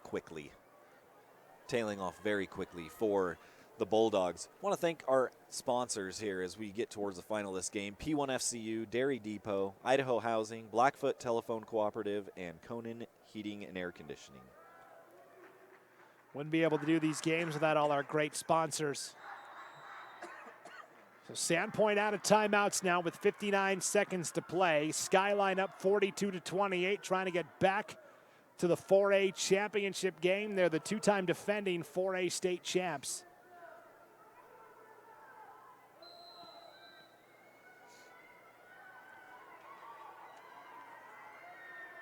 Third and 5 for the Grizzlies from their own 28. Inside counter, Abron Silverio brought down in the backfield. Silverio loses a yard. It's 4th down. Skyline will punt, but again, that clock will roll. We're at 45 seconds and counting. Yeah, I mean, there's going to be less than basically almost 20 seconds left on the clock by the time they punt this. And who knows, they might just let it run down and take the 5-yard penalty.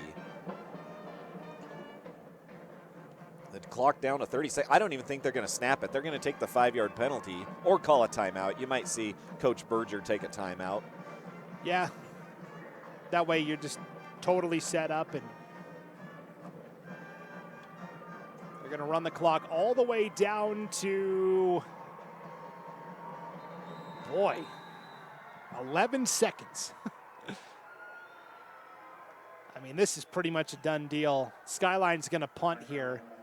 I mean, Sandpoint could block the punt, get a touchdown, onside kick, Hail Mary. I mean, You're telling me there's a chance. A punt return, though, is going to take too much time, right? 11 seconds left. It's got to be a punt block. Unless they have a world-class sprinter out there. I mean, Max Frank's pretty fast. So's Parker Pettit, but 11 that's like Superman fast. Yeah, it just not a lot of options here. Down 2 scores, 11 seconds. This one, I've seen a lot of quick turnarounds in football games. Nothing like this, and so.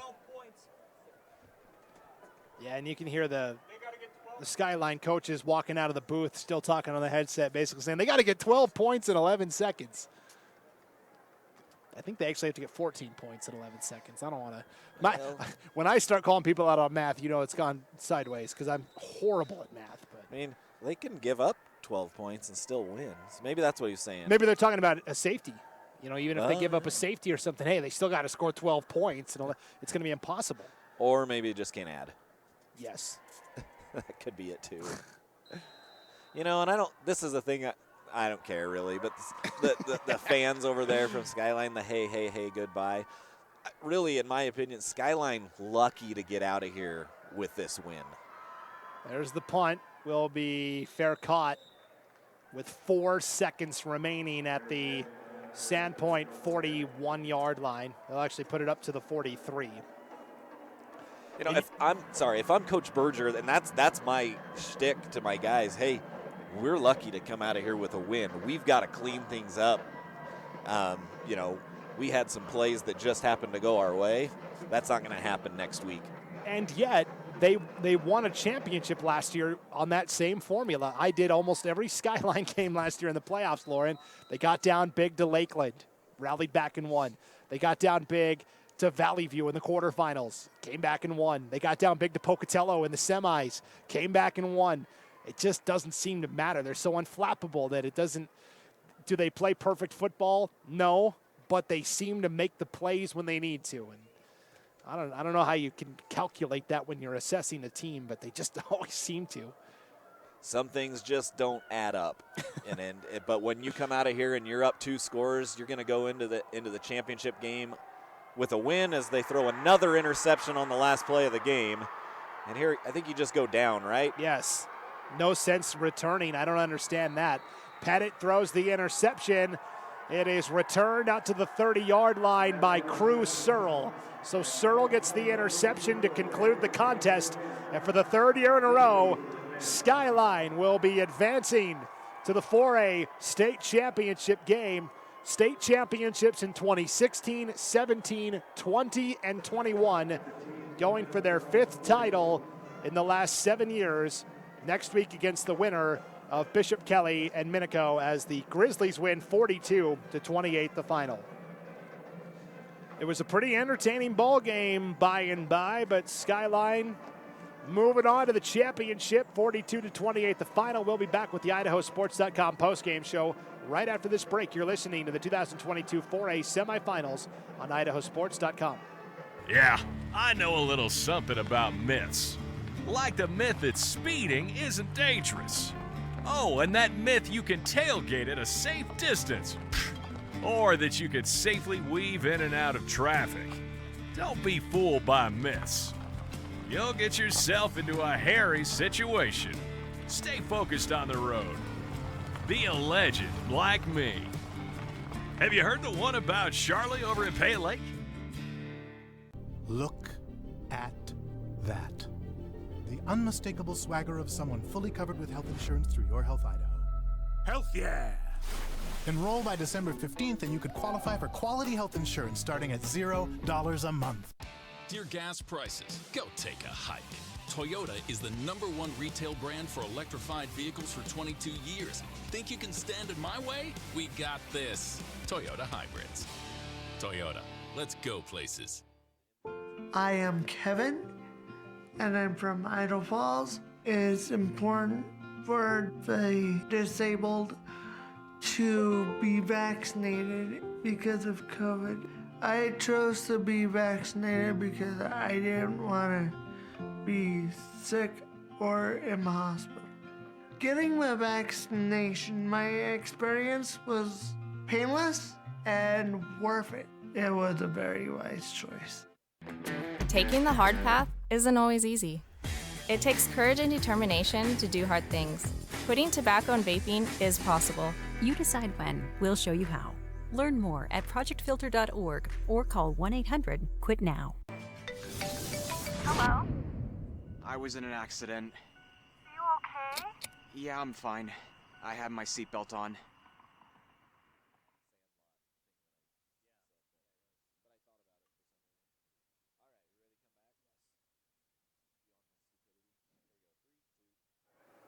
Welcome into the IdahoSports.com postgame show. One final time from Holt Arena on the campus of Idaho State University in Pocatello. The 4A semifinal showdown between Skyline and Sandpoint has gone final. Skyline wins 42-28 the final over the Bulldogs. Brandon Bainey back with Lauren Jensen one final time, and Skyline going to play for their 3rd consecutive 4A championship next week here inside Holt Arena. Probably, we're guessing, probably Friday night, same time, same great place. Opponents still to be determined. Bishop Kelly was leading Minico 21-0 though in the other 4A semifinal. For Sandpoint, their season comes to an end with a 6-4 record, and they're going to be disappointed and bummed out, but they played really well tonight. Just a couple of mistakes and some bad penalties did them in. Yeah, just some, that offsetting one. They blocked the punt, or blocked the field goal, down 1 score. They blocked the field goal, and then all of a sudden we have offsetting penalties. They get another shot at it. They go for it 4th and 25, and they hit a guy in an end zone on 4th and goal from the 25 for a touchdown. Just things like that you just can't account for in a game plan. Yeah, that touchdown on 4th and 25 for Skyline went to the freshman Amani Morell, his only catch of the night. And the other 5 touchdowns that Lachlan Hackey threw tonight, 5 of the 6 went to one guy, Kenyon Sadiq. No-brainer, Laura, in our IdahoSports.com player of the game. Kenyon Sadiq, 6 catches, 246 yards, 5 touchdowns. Yeah, and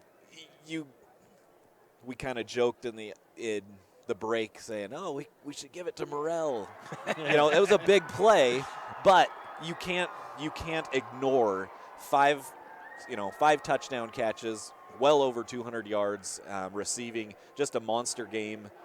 And really the play where Morrell did catch the touchdown, it was because of Sadiq. Sadiq was a decoy. Everybody went to him. They thought they were going there. Morrell wide open. So Kenyon Sadiq, a phenomenal athlete, phenomenal player. Good to see him get off the field walking on his own. Hopefully he'll be good to go next week for the championship game. Yeah, Sadiq was down for a moment as he and Ian Galbraith went for an interception at the same time, and Sadiq was able to walk off the field under his own power. So Skyline will host the 4A state championship next week at Holt Arena here in Pocatello. And now we step aside and get ready for our second broadcast tonight here from the Mini Dome. And we'll go from all the way from 4A down to 1A D2 for some 8-man football. The Garden Valley Wolverines and the Dietrich Blue Devils set to do battle in about 25 minutes or so here on IdahoSports.com. This has been an IdahoSports.com GameStreams production of the 2022 Idaho High School Football Playoffs. Tournament coverage on IdahoSports.com has been brought to you by Project Filter, Your Health Idaho, the Idaho Department of Health and Welfare, and the Idaho Transportation Department. Tonight's game has also been brought to you in part by Valleywide Cooperative, your local Toyota dealers, and all of our great local sponsors. Yeah, and those sponsors, P1FCU, Dairy Depot, Idaho Housing, Blackfoot Telephone Cooperative, and Conan Heating and Air Conditioning. Big thanks to George Casper, the events director here at Holt Arena. Always sets us up in a great spot, makes sure we're taken care of as Skyline moves on to the 4A championship. 42-28 the final over Sandpoint as Kenyon Sadiq, our IdahoSports.com player of the game. 6 catches, 246 yards, and 5 touchdowns on the night. For Lauren Jensen, I'm Brandon Baney. Thanks for tuning in, everyone. We'll see you in about 20 minutes for the next semifinal battle, the 1A D2 showdown between Dietrich and Garden Valley. Thanks for listening on IdahoSports.com.